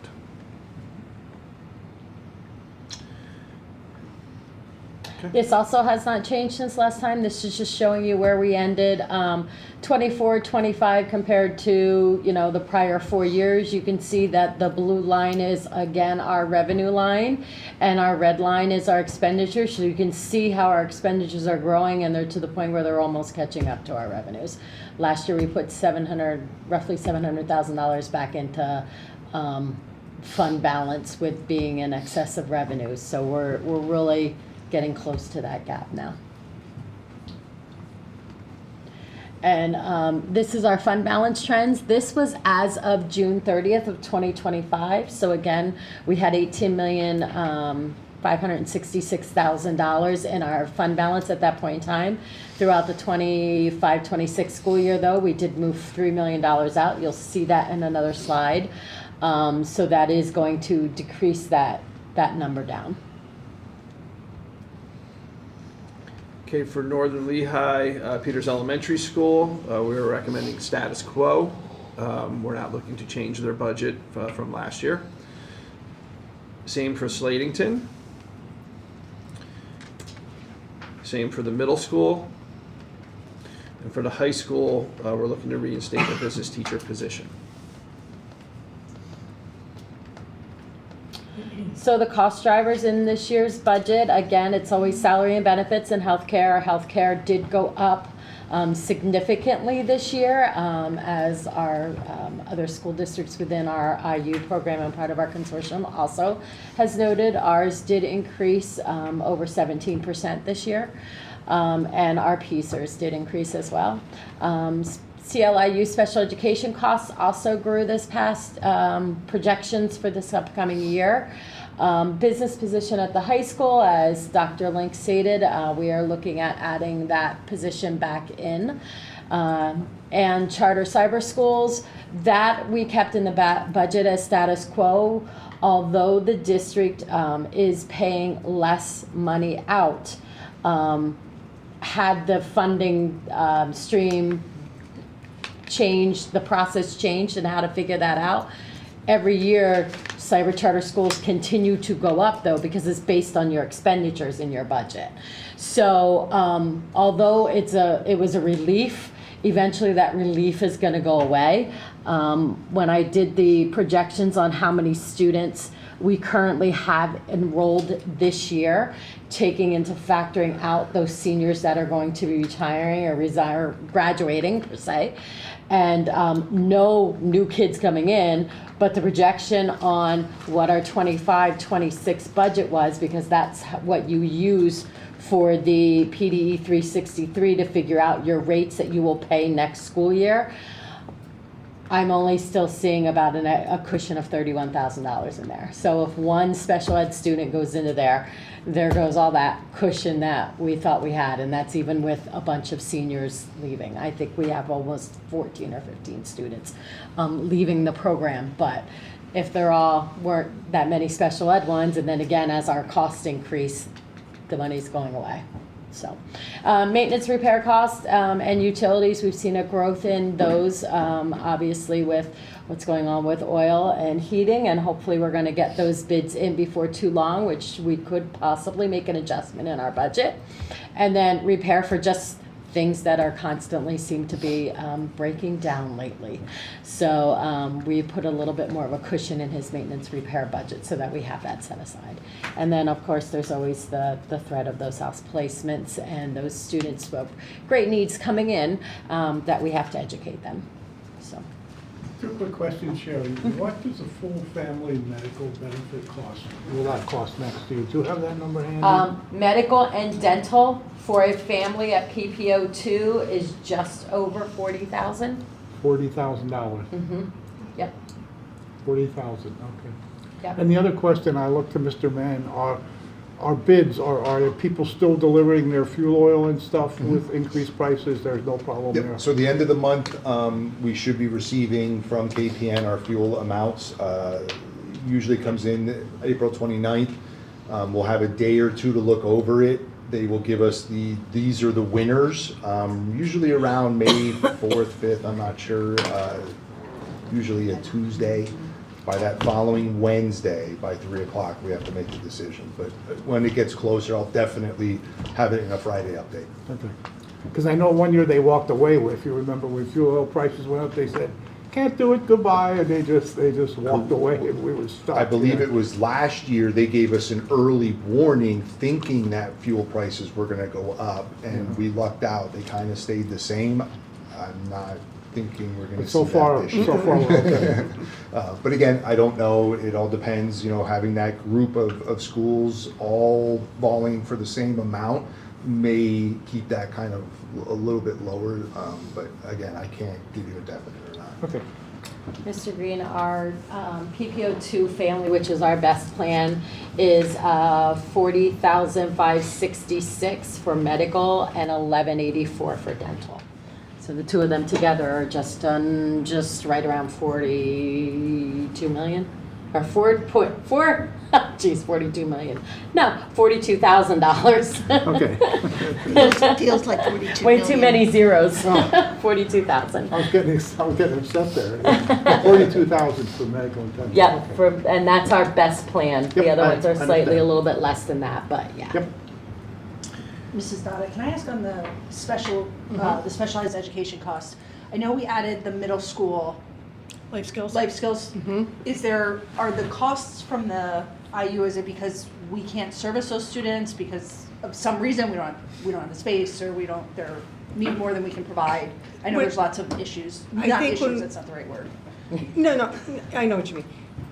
I think the special ed costs, though, are just in general, Just that going up. specialized service, the speech, the OT, all of those, and all those costs, just like our salaries and benefits go up, right? And that's a large Right. majority of ours.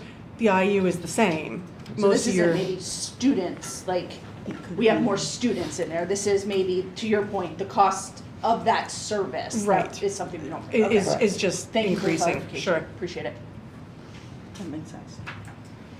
And I would just note on that there are, even though we've opened up some highly successful specialized classrooms this year, we still have students, due to the nature of their disability, we can't meet their needs here. And we have, we still have those students, and we want to make sure they have a high quality education as well. I think that was more of the question. Do we have more of those happening? Yeah. I don't think that there's any more per se. I So mean, it's just the cost. right, and we're Makes working sense. on constantly, I'm always trying to bring them back and working on even half-day schedules and things like that. Like, Right. we're working on another one with the full-time ES room, about talking about bringing another one back there too. You know, it's just sometimes they move in and then it's a high cost, or our early intervention, I'm gonna knock on wood, because so far, I think we're gonna be pretty good, but watch, I'll get tomorrow, somebody else will move in. You know what I mean? So. Sure. That makes sense. Thank you for clarifying. But Appreciate thanks it. for keeping on top of it. I know it's a continual cycle. It's, you know, they enroll, they disenroll, so you just never really know. So these slides are unchanged as well, because remember, this data is at the end of last school year. This year's not complete yet, so we don't really know how it's going to shake out, although I suspect it'll be very similar trend lines. So we have 122 students placed outside of the district in either a brick and mortar charter school or a cyber charter school. We spend 2.26 million between for all charter school funding total. And that's whether they're a student that's in regular education in a brick and mortar or cyber, or they're receiving special education services. And then this is just the cost differential between brick and mortar and cyber. You'll see that, of course, cyber is much more expensive, and there's more students enrolled in cyber charter schools than there are in brick and mortar charter schools, which therefore the cost is much higher. Again, unchanged from last time. Again, this slide has not changed from last time either. We are looking at a collection rate for real estate of 94.75, and that's based on the collection rate over like the last 5 years.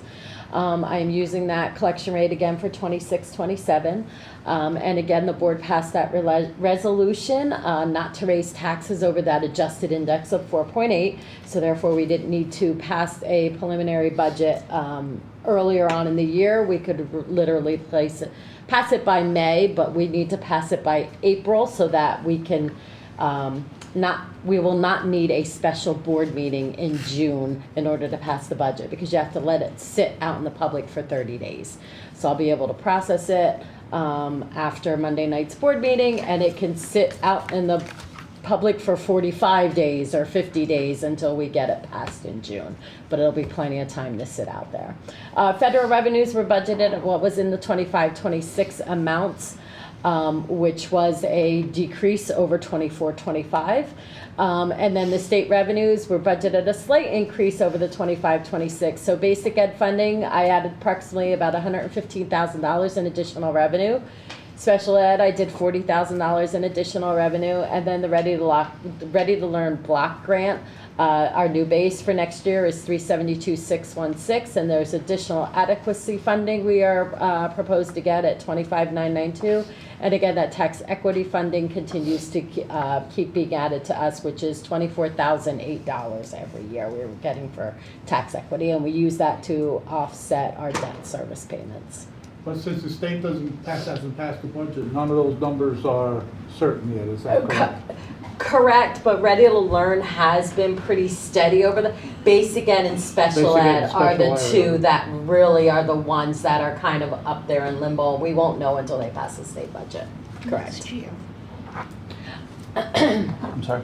I said probably next year. Yeah. Hopefully sooner this year. Yes. All right, so current fund balance, so this was as of June 30th of 2025. Again, we were projecting during 25-26 to use $1.3 million for, to balance our budget and for one-time purchases. And we ended June 30th of 2025 with $18,566,000 in our fund balance.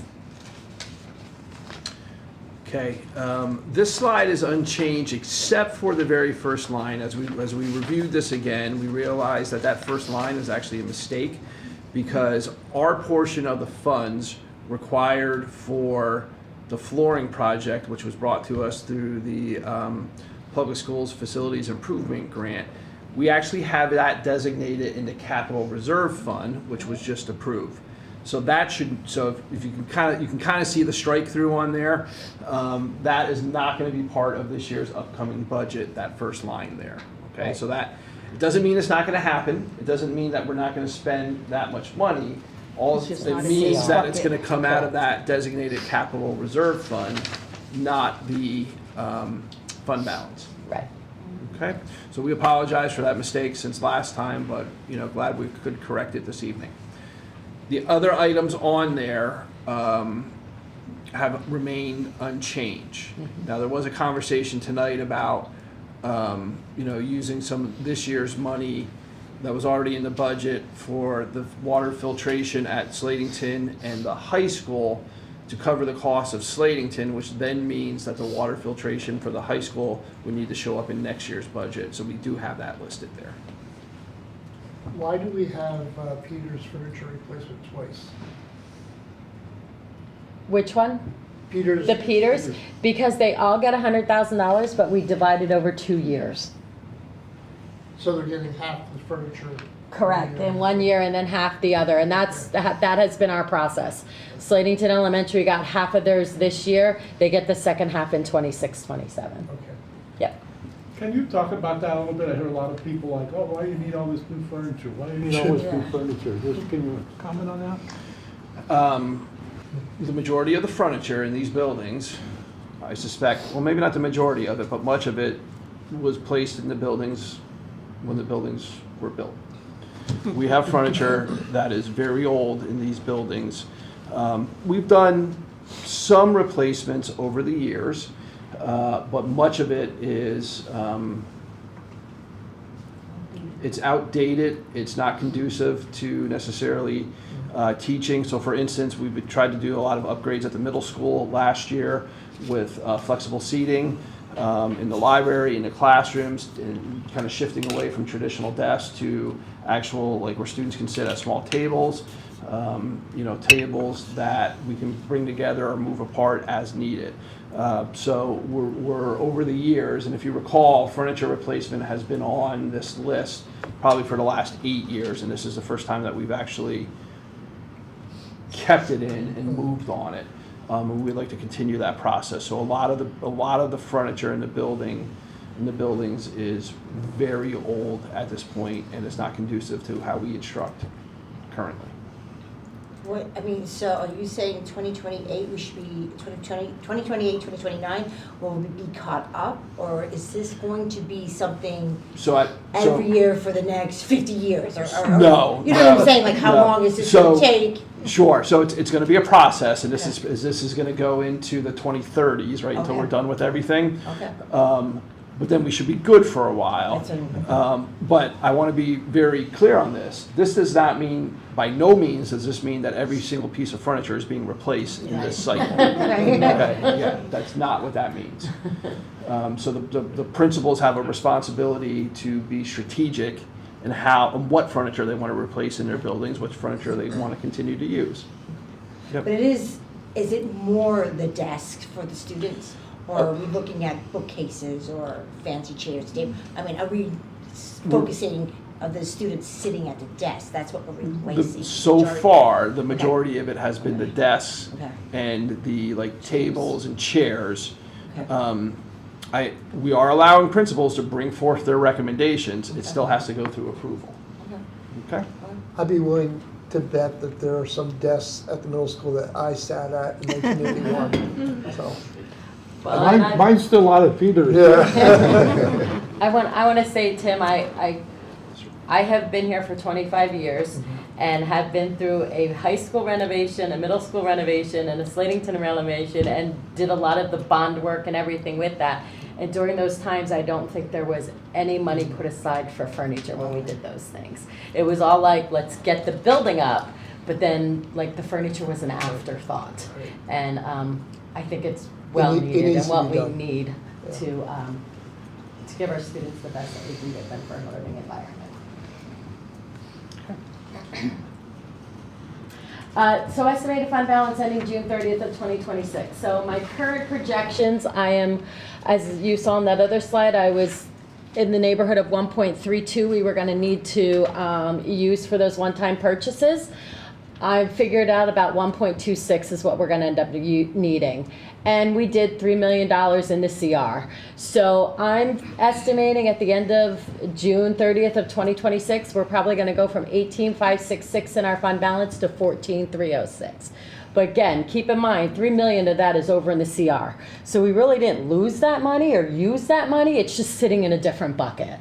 So we really have $17 million, just $3 million is over in that CR account. One-time purchases for this year, we're looking at the high school water softener at 75, furniture for Slatington and the high school at $100,000 total, 55 for one school and 45 for the other. When we went through COVID, again, we had reduced our bonds and the money that we were putting extra into fund balance. We earmarked some of that money for bond payments that we were going to continue to draw down on that. So this is our next year with $200,000 out of our fund balance for those bond payments. The math curriculum program, we had money in fund balance for curriculum upgrade, so that is our math program. And our middle school CKLA program has a cost of about $7,500 every year because we didn't pay for that all up front, unlike we did with the elementary program, because the elementary program was all paid through a grant. So we wanted to get that grant money used and we could do it all. The middle school program didn't have that luxury. So we pay for them yearly over the next 6 years, and that's the amount of money that we're going to take out of fund balance to pay for that. And then, of course, PCERS increased by $81,000, and our health increase went up $412,000 this coming school year. So at the end, we're looking at an ending fund balance for June 30th of 26 of $14,306,762. And that's without putting anything in that. Once this school year's over, you'll be adding. No, that's what I said. I figure I'm going to be using about $1.2 million out of our fund balance. For this year? For the 25-26 school year, correct. At the end of the year, I'm not thinking we're going to be putting anything back in. And you could tell that really by that blue and that red earlier slide that I showed you, how our expenditures are creeping up to our revenues. This is the year I think it's finally going to surpass. And we're going to start to have to use some fund balance. But the thing is, we used the fund balance was all for those one-time purchases. Everything that we bought was for what, and we're going to use this 1.2, is slightly less than all those one-time purchases that we did. So As long as my calculations come in around where I think they're gonna come in, we'll be good. So here we are. Again, we are still looking at a $2 million shortfall. Our expenditures total $44,218,800. Our local revenues are at $26,639,000. That does not include a tax increase at this point in time. Our state revenues are at $17,544,000. Federal is at $619,000, and our other is at $140,000. And then those one-time purchases for fund balance. So we will use fund balance to offset these one-time purchases. And that's $1,259,150. So our total revenues that we have built into the budget is $42,202,739. So again, we have that budget shortfall right now of $2,016,061. And again, that does not include any kind of tax increase at this point in time. This is just another way of looking at it. This is our expenditures in a bar graph form. Again, as you can see, $17.3 million is all of our salary and benefits. And that is 64.6% of our budget is earmarked for that. So again, that's equaling district reoccurring costs year after year. So I have a question. Sure. I never thought about this before, so. I know that we are negotiating different contracts. Mm-hmm. Does your budget project changes For the to contracts? For the two contracts that you are currently working on, yes. All of the other ones are not due until the 27, 28. We will negotiate them throughout this year, and I will build those increases in the 27, 28 budget. But you are, Yes. okay. Yes. But the big majority, like the teachers, for example, that's already, we know what that's gonna be next year. And that's not. Right, Yes. no, but I'm just thinking ahead here with, you know, we're negotiating other contracts right now and Yeah, and we'll. and those in the are future- already, there's Okay. a All right. cushion amount in there for those budgets. Okay. Yep. Revenues, $42,202,739. That is what $1.26 million from fund balance being used for those one-time purchases we discussed earlier. Again, 53.6% of our local revenues, so those are your tax revenues, is what supports this budget. 3% is on our fund balance, 41.9% is state funding and grants, and 1.5% of it is federal grants. So again, the representative of $1,259,150 for one-time purchases, that's what's in your fund balance and what I'm recommending being used to offset those costs. So again, $44,218,800, $40,943,589. That is the revenue without the use of fund balance. So if the board, I just wanted to show it to you without using fund balance. So it's $3,275,211 short. One-time purchases is the $1,259,150. So our remaining shortfall at this point in time is $2,016,061. And that does not include any kind of a tax increase at this point in time.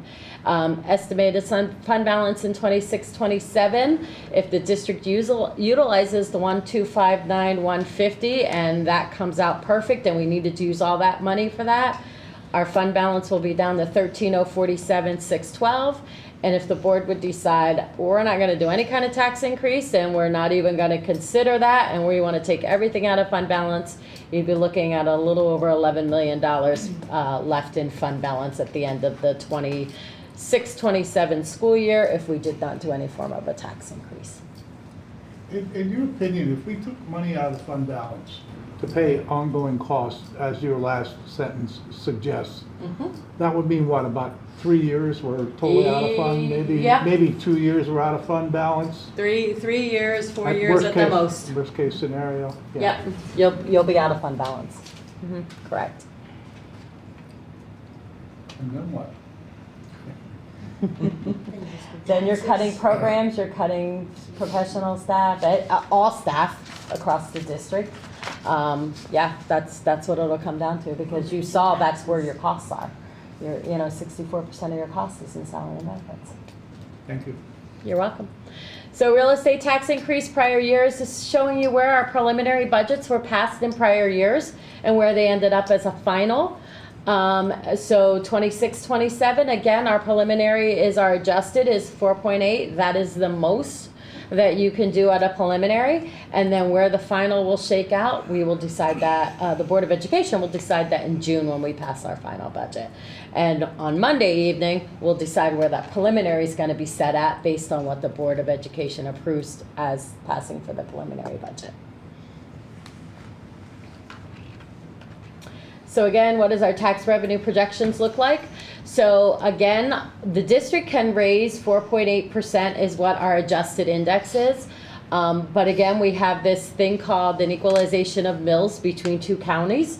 Because of that, once one of the counties maxes out at the top, the other county stops.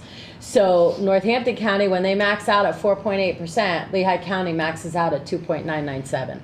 So overall, all we can get overall is a 4.37 because Northampton County raises to the max, but we can't raise Lehigh County to that max because it has to stop at that point in time. So the 4.37 which is the max that we could go to, is 885,461. And then again, I have them in quarter increments going down. You lose about $40-some thousand to $50-some thousand each one of those quarter drops. Okay, so our administrative recommendations and the direction that we're seeking from the school board is to utilize fund balance for one-time purchases, debt service payment, and Peters and healthcare increases. We are strongly recommending this evening that you pass a preliminary tax increase of 4.8%, so that's our adjusted index, in conjunction with the utilization of fund balance to close the gap in addition to generating some revenue for upcoming years and capital improvements. And administration is recommending the high school business teacher. We'll open it up to questions and comments from the board, or from the committee. Included in this budget is any of the items from the feasibility study.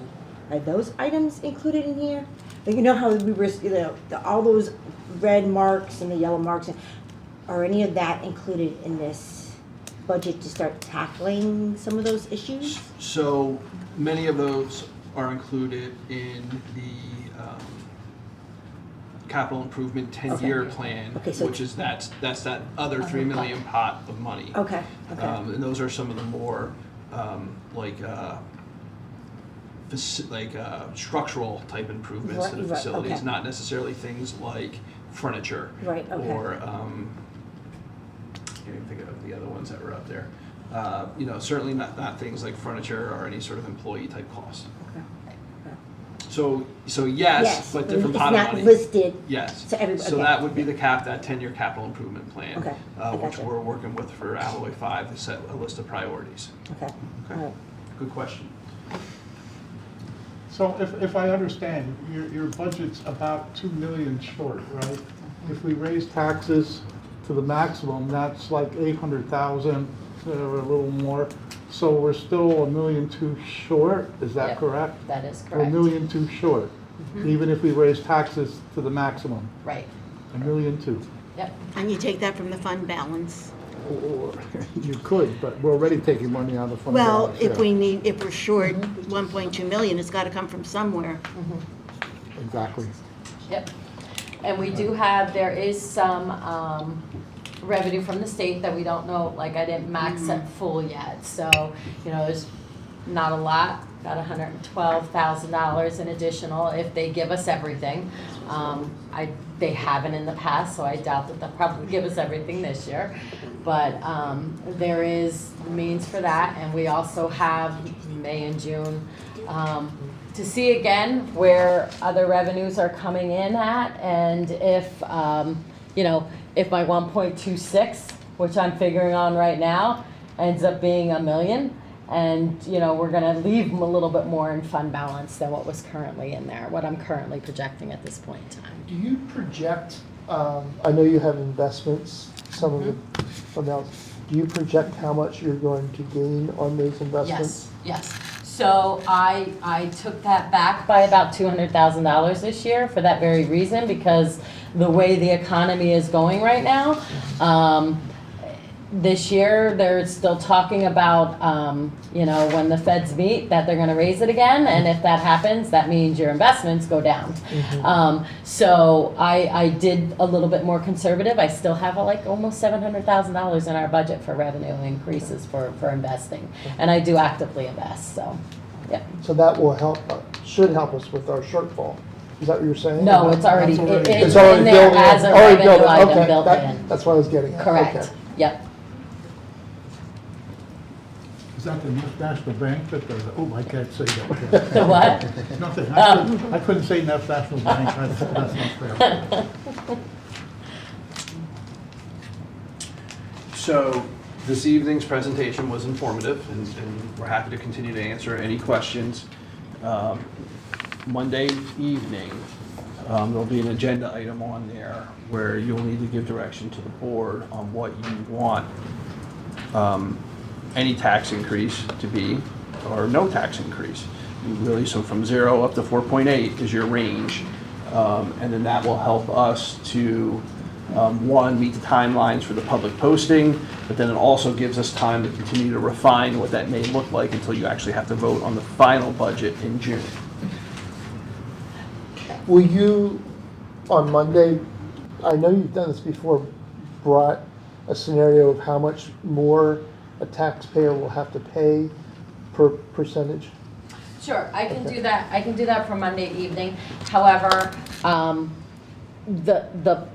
normally do that in May when we do our May board for approval. And the reason being is because I also like to throw homestead farmstead into there and see how much more money people are getting so that they can see that as well. We don't get those homestead farmstead numbers till May 1st. So I can show it to you, but it might be different based on those homestead farmstead numbers when they come in if we end up getting more homestead farmstead money like we did last year. So on Monday night, you're looking for the board to approve a percentage increase.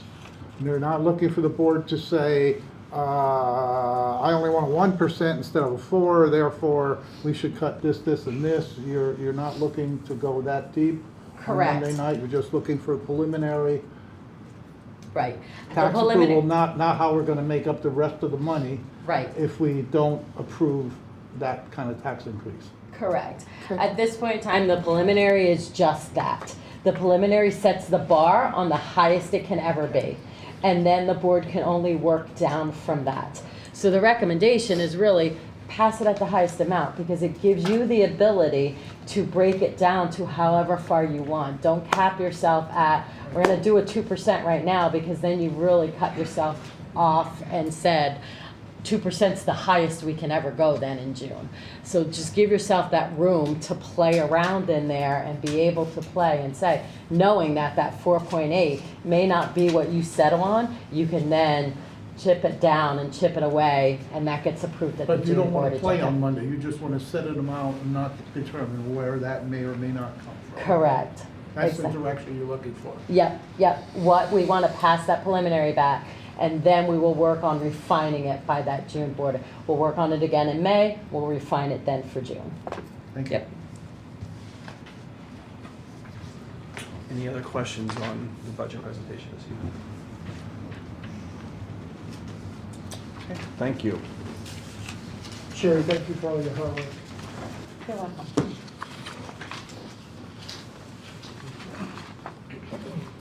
Moving on, we'll go into the Education Committee. And at this point, I'm looking at the agenda, and I'm going to turn it over to you, Dr. Stover. Oh, okay, so you're repeating. That's your sign.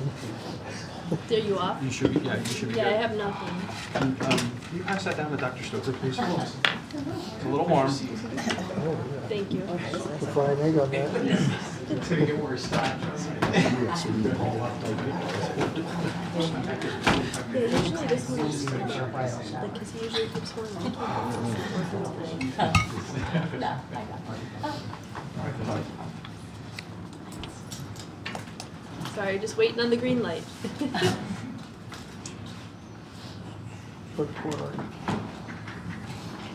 Okay, there it is.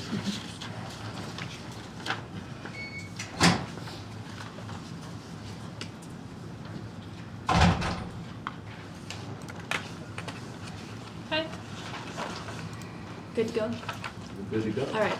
So this evening we have two shorter topics on the Education Committee agenda. The first one is the Keystone testing dates. So we just have those listed. We shared out the PSSA ones prior. This is the middle school and high school testing dates.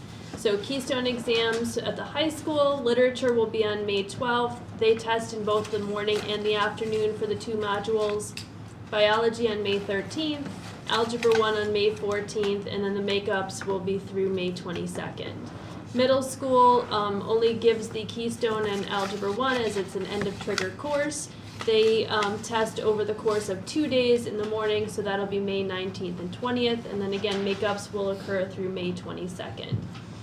Just to refer, the standardized testing schedule for the entire district is posted every year. We continue to update this in real time as we get those dates solidified. So anytime you need to access any of our testing dates, you can look up here. Okay, any questions on the Keystones? All right, I will then turn things over to Mr. Schneiderite. Mr. Schneiderite, you moved on me. I was looking for you, I was like, where did he go? So, literacy night, I'll kick things off to you. All right, thank you, everybody. If you recall, back in the beginning of February at the committee meetings, I let you know that we were having this first ever event.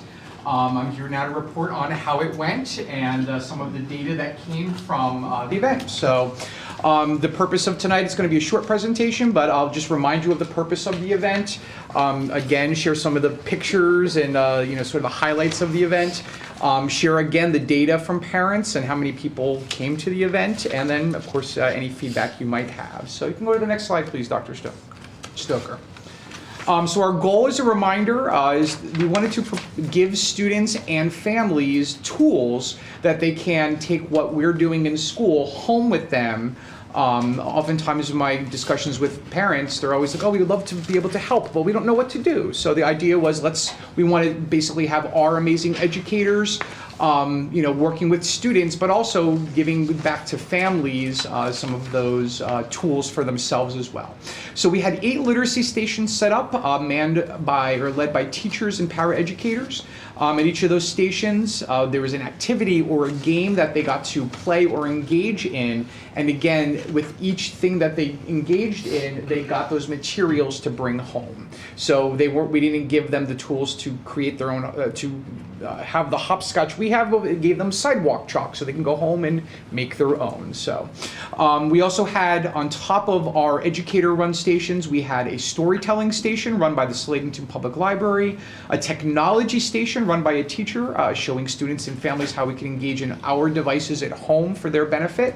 And we had food served for free for all participants in charge, for all people who are participated, free of charge. So next slide.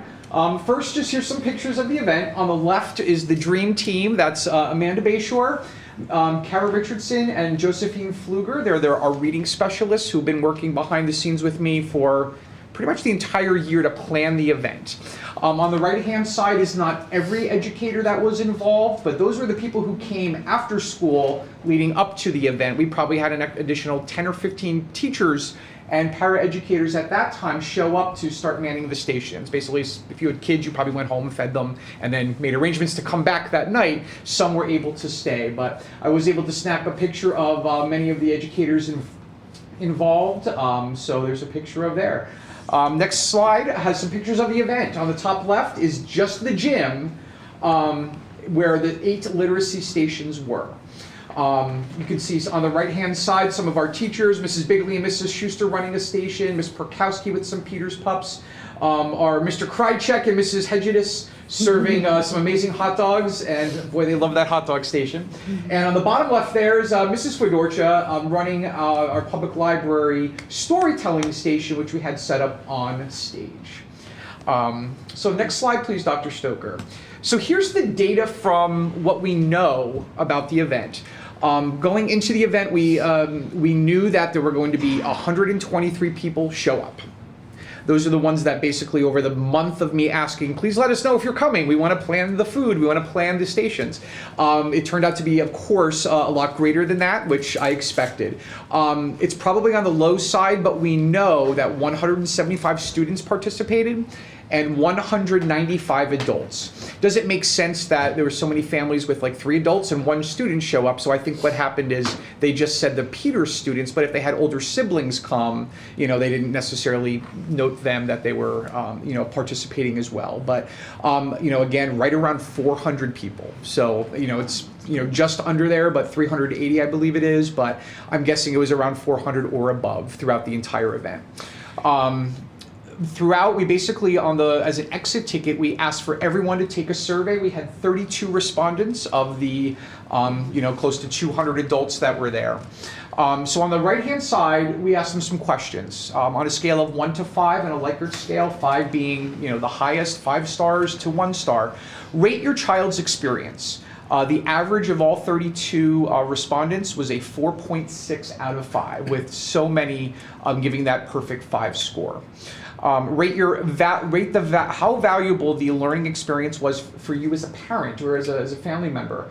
Again, another great score. 4.4 out of 5 was the average. And one of the other questions we asked was, are there any activities that you are excited about trying at home? And we got a great variance of answers. One of the things we hoped, we didn't set up 8 stations and they only need 1 of them, and the 7 were just a waste of time. In some way, we had every station discussed about like, oh, my child needs this. I can't wait to work on this with my child at home. So a good variety there. Next slide, please, Dr. Stoker.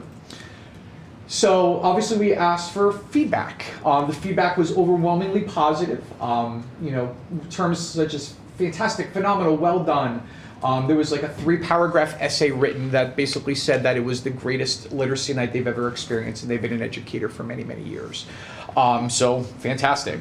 Some of the things that they noted in their feedback, staff impact, their appreciation for the teacher's energy, the individual attention that their child received at the stations, the time and effort that went into plan it and to man that event.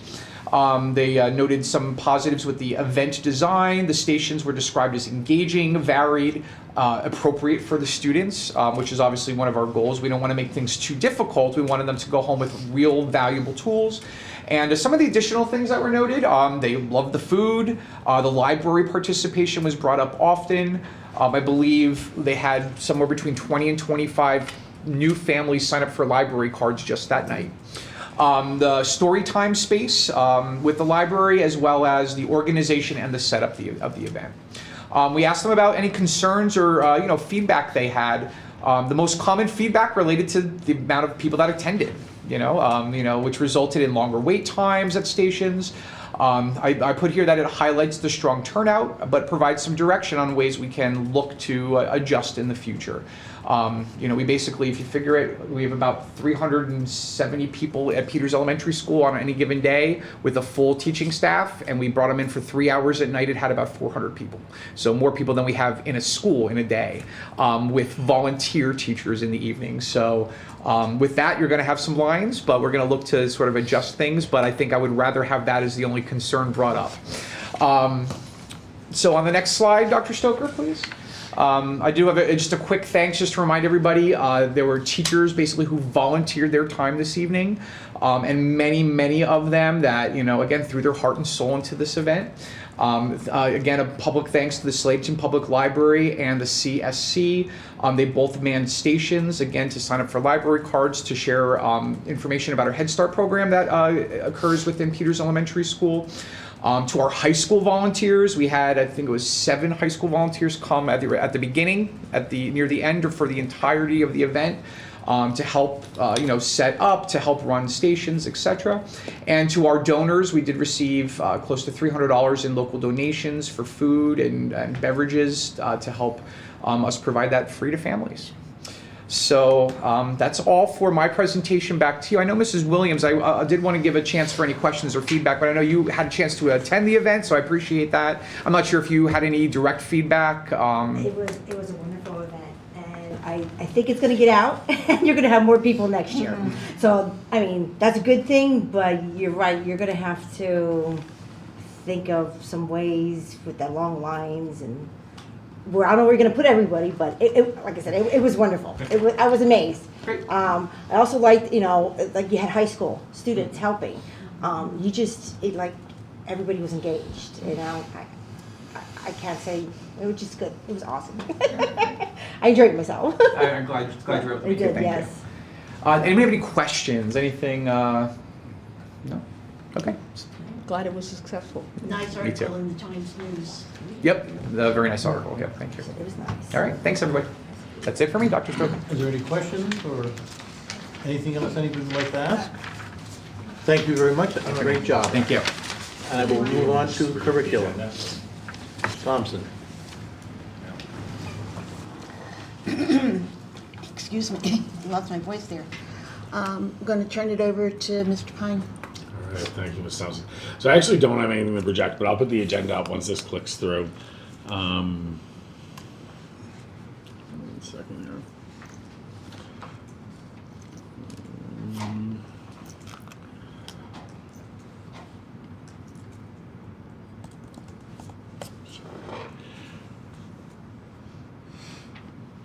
Okay, we got the.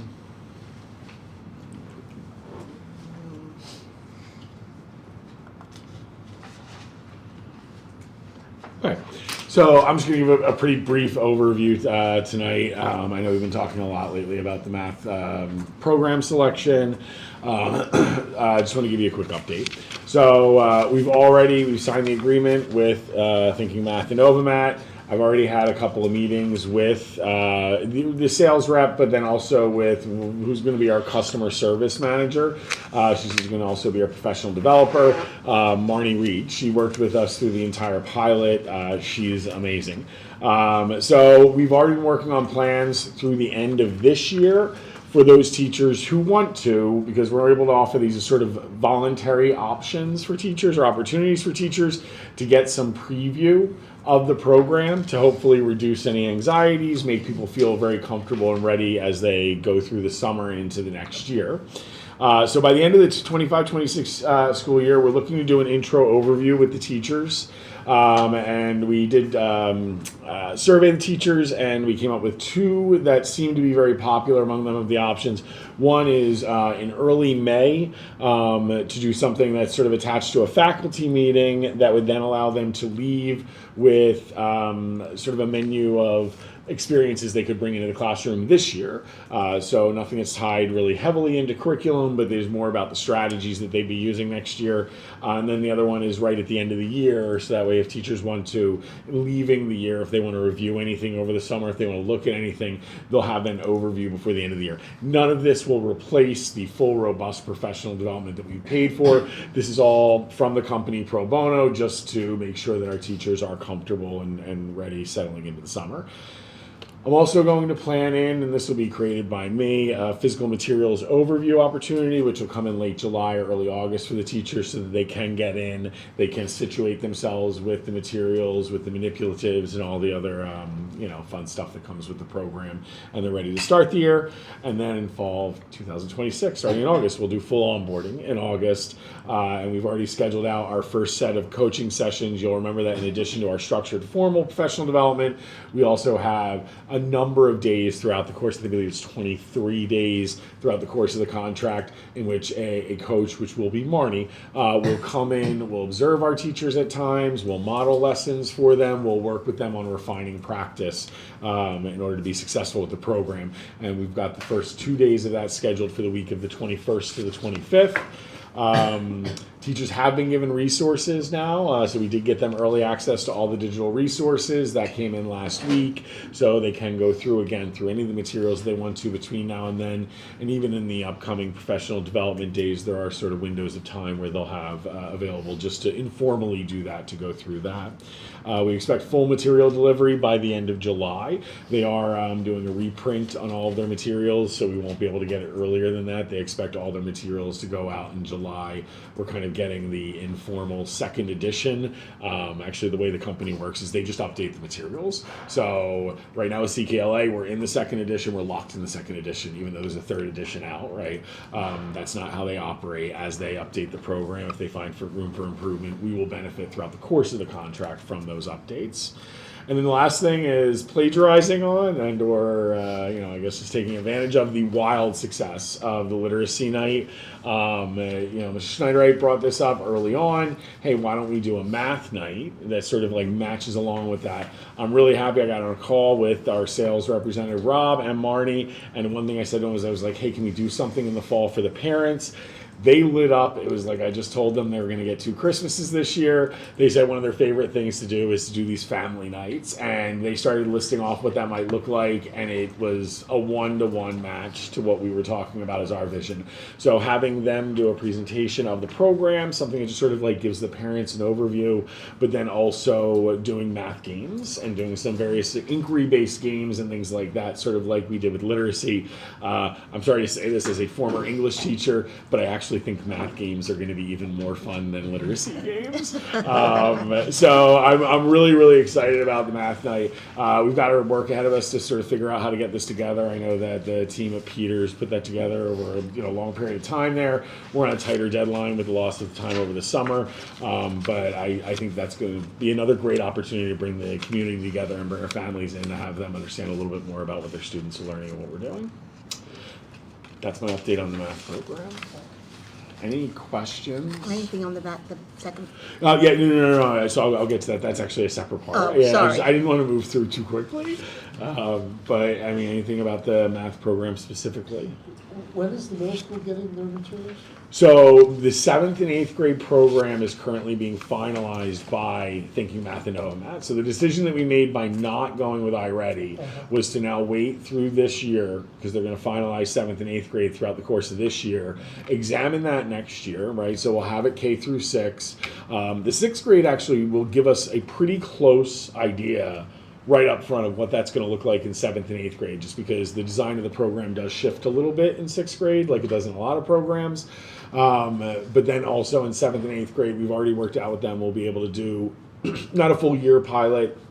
I don't know that I would necessarily recommend that anyway, but approximately 3 what they call stretches, which are units. So there are 3 stretches they expect to have available for us to do next year. So we're working right now to figure out where to put those within the year in order to fit within the teacher's existing curriculum. So that way it's not disruptive to that. But so they will have access to that at that level next year. And then we'll have to make a final determination after that yes, we have confirmed we want to move forward with this. We think this is working really well for our students. So we're in no commitment for that right now, but that would be the plan. Yeah.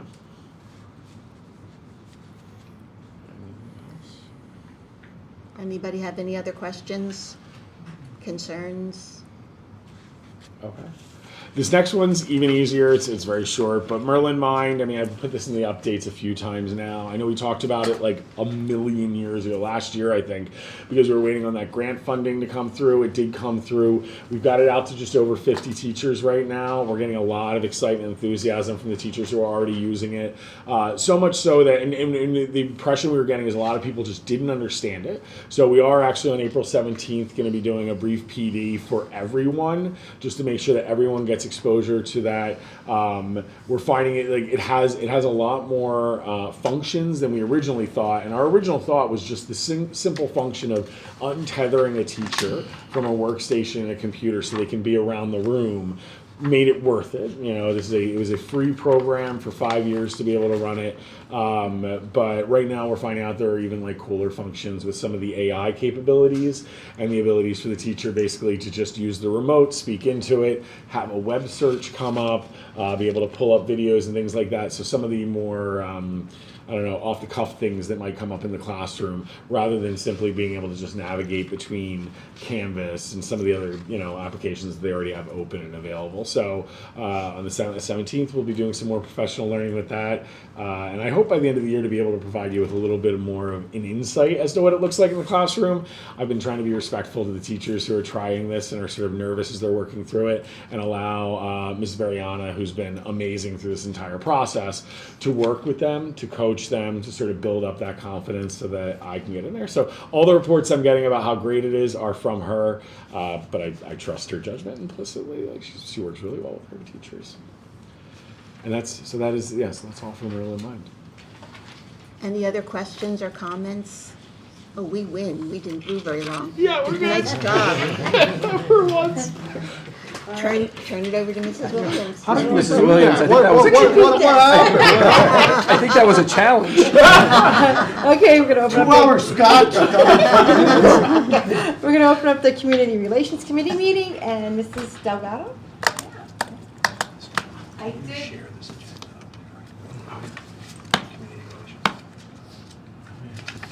Oh, you want me to share community? Yeah, I'm sorry. Sorry, Mrs. You're Delgado, we're just okay. trying to get this agenda up there. I apologize.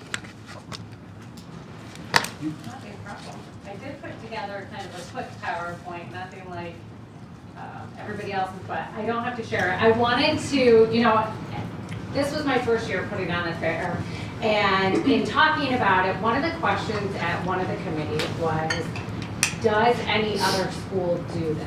And I really started reflecting on districts that I visited or I had friends working in, and definitely not to this degree, and definitely not for the variety of students that we invite as well. So I started really reflecting on the why. So I'll get to that in just a moment. But the night before the event, we went to sleep with about 70 confirmed vendors. We pleasantly woke up to over 80 that came. So the concrete number is still in question, whether it was 83 or 86. There's a debate on the count and the signature page, but what a huge success. And we had over 20 post-secondary representatives, over 50 community vendors, and local community members representative. We had 5 different aspects within the military whether it was the U.S. Army or it was something related to the Army that came just to have conversations with students. So with all of that, you walked in, and I cannot thank Mrs. Shank and the Student Council enough. Their enthusiasm, the way they greeted the students, or the vendors, helping everybody walk in was absolutely amazing, and it really set the tone for the fair. And it's a huge reflection on our student population. When you walked into that gym, there was an energy that was unbelievable, not only from our students and our staff and everybody that contributed, but the vendors. The vendors were excited to be there. We had a couple of vendors that actually contacted other vendors to come, and people within their companies to come down and see it. So again, the why. Why do we do this fair? Why is it such a big deal every year? I mean, it's one thing to kind of like show off our facilities, get connected, but the why. We're making connections. We're getting jobs for the present, for the future. We're opening doors and opportunities for students. We're getting the idea put in the elementary students' heads. And the best part was watching Slatington elementary students walk in and smiling, and it wasn't just about the collection of all the goodies, but talking to the different vendors and being like, I'm really interested in this, and I always wanted to be a pro football player, but I think I might do this instead. Those conversations were unbelievable to have. So I hope those that came got to see that excitement and have those conversations with the students, because the why was those lifelong connections and the change that we put in the thought process of all of our students' heads. Sorry, I'm really going off script here. It was such a high energy event. I cannot thank everybody enough for it. The student interactions, they were appropriate. They had great conversations. They left. In fact, today we had a couple students in the office for, some other things, but with them, they still had, pamphlets and conversations that were ongoing from things that they saw on Wednesday. And that's what this event is about. It is about getting them to think about the now and the future, and what do I want to do, and how am I going to give back, and that was unbelievable. So a huge thank you again to Mrs. Shank and the Student Council. They helped organize it, they got the energy going, they helped all the vendors, and greeted everybody, they got people to where they needed to be, helped getting signatures and gifts, and just getting that all organized. I have to also say Nicole Fink and her group made a delicious spread. I did hear the hummus was unbelievable. I did not personally get a chance, but our vendors also got some treats, and and we're fed to keep up their energy because there was a constant streamline of students and staff going through that gym. Eric Hill, thank you so much for making sure Wi-Fi worked consistently. There were no hiccups with anybody needing to get connected to our district's Wi-Fi. Chief Jones and his team for organizing not just the traffic outside as far as the vendors, equipment. I mean, we had backhoes, we had fire, we had fire trucks, we had massive semi trucks, we had Wood Mobile, we had virtual science labs out front. They helped make sure that the traffic was under control as well as the foot traffic. So thank you for Chief Jones and his guys. A really special thank you for Chris Mann for putting up with me, who I was constantly emailing and going, guess what, we have an update on tables and chairs, and for his team running through the entire district, literally grabbing every single chair and table that we had available. And putting up with me doing it the night before, going, I think we need more. I don't think we have enough. So thank you for setting that up. But again, just a huge, tremendous shout out to the vendors. I could not have been more impressed. Our students were amazing, and I hope that they walked away with something, and that is the why that we do it. We do it for the kids, and we really hope that those lifelong connections were made. I had an opportunity to go towards the end of it, and I purposely talked to some of the vendors to hear their perspective. Glowing remarks. They were so thrilled at the interactions that they had, the volume of students that came through. They couldn't believe how large the event was. I mean, I had a Mary Kay Cosmetics person next to the ambulance corps who had the mannequin on the table, and the one said, yeah, the students like my stuff, and nobody really wanted to do mouth to mouth on the mannequin, peer pressure.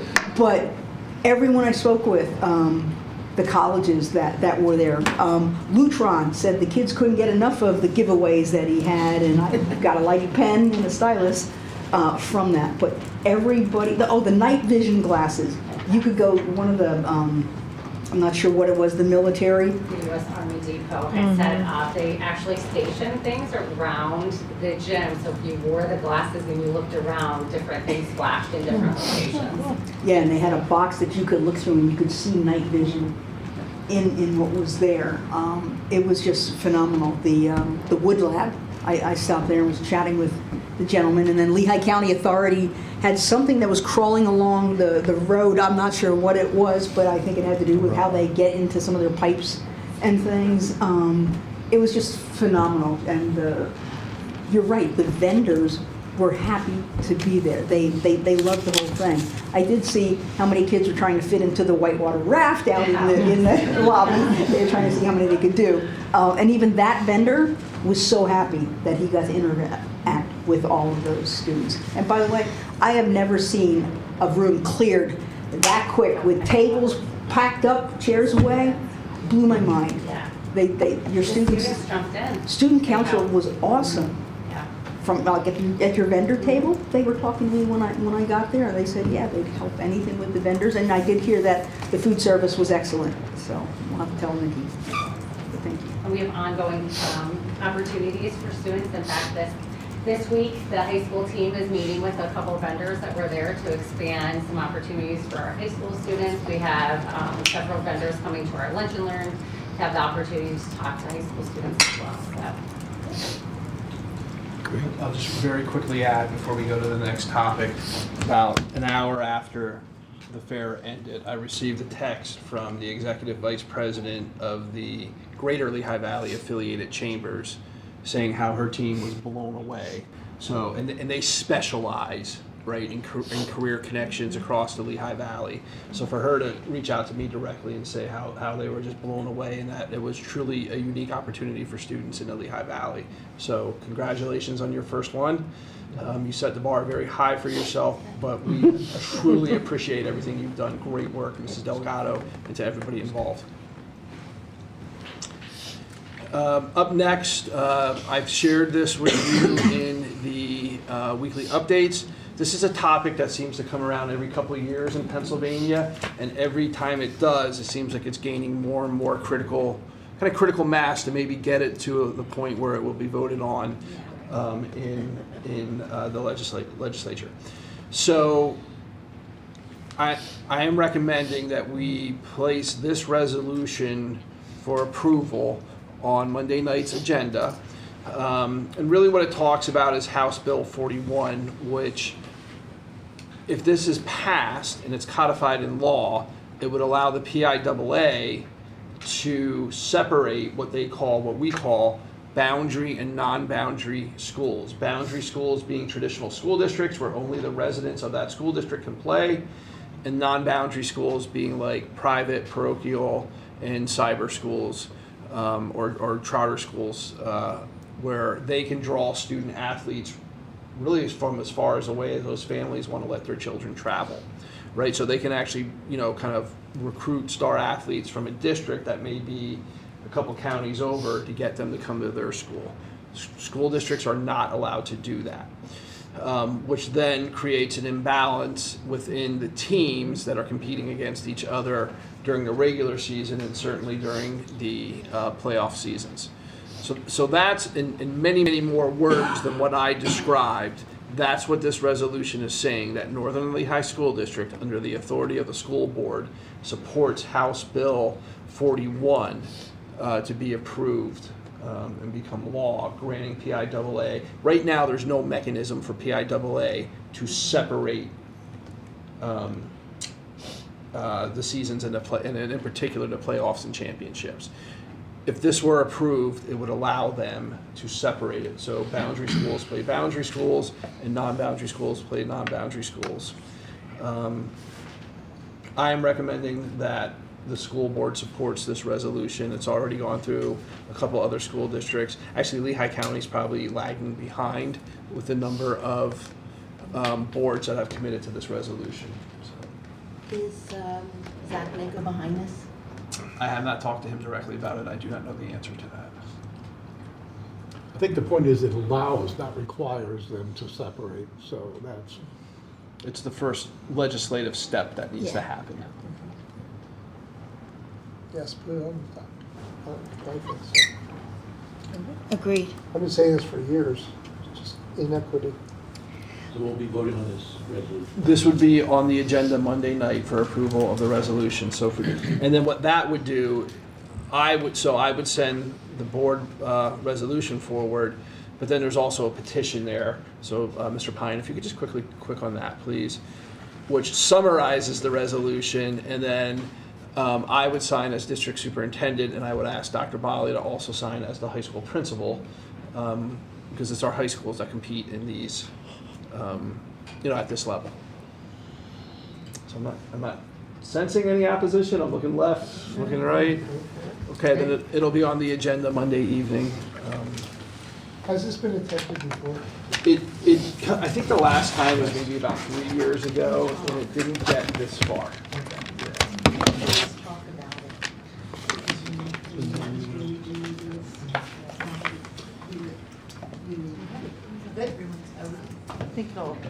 I think it'll potentially kick down the path.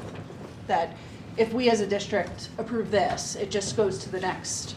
And then what happens to those private schools that are doing this? And instead of looking at the reason that this is occurring and PIAA looking at how do we place these schools in certain designated areas, now you're segregating again, and it's going to be a battle either way we look at it. So because some of the smaller schools, like where Exactly. I grew up, they Doesn't only matter. have some of the Catholic schools to play against Yeah. because they're so small.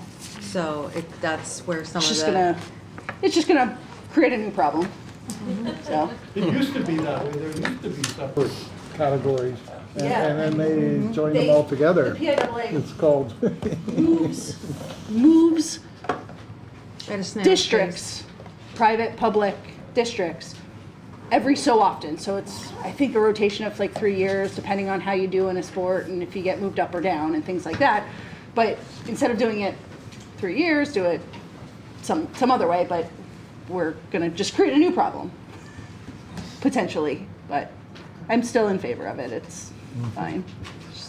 Just the next step of something of a change. More comments? And if no more comments, I'm going to close the Community Relations Committee meeting. Have a good night. Anything else? Anyone, anywhere? Just to let you know, before we leave? I don't have access to the, I think it was too late, so.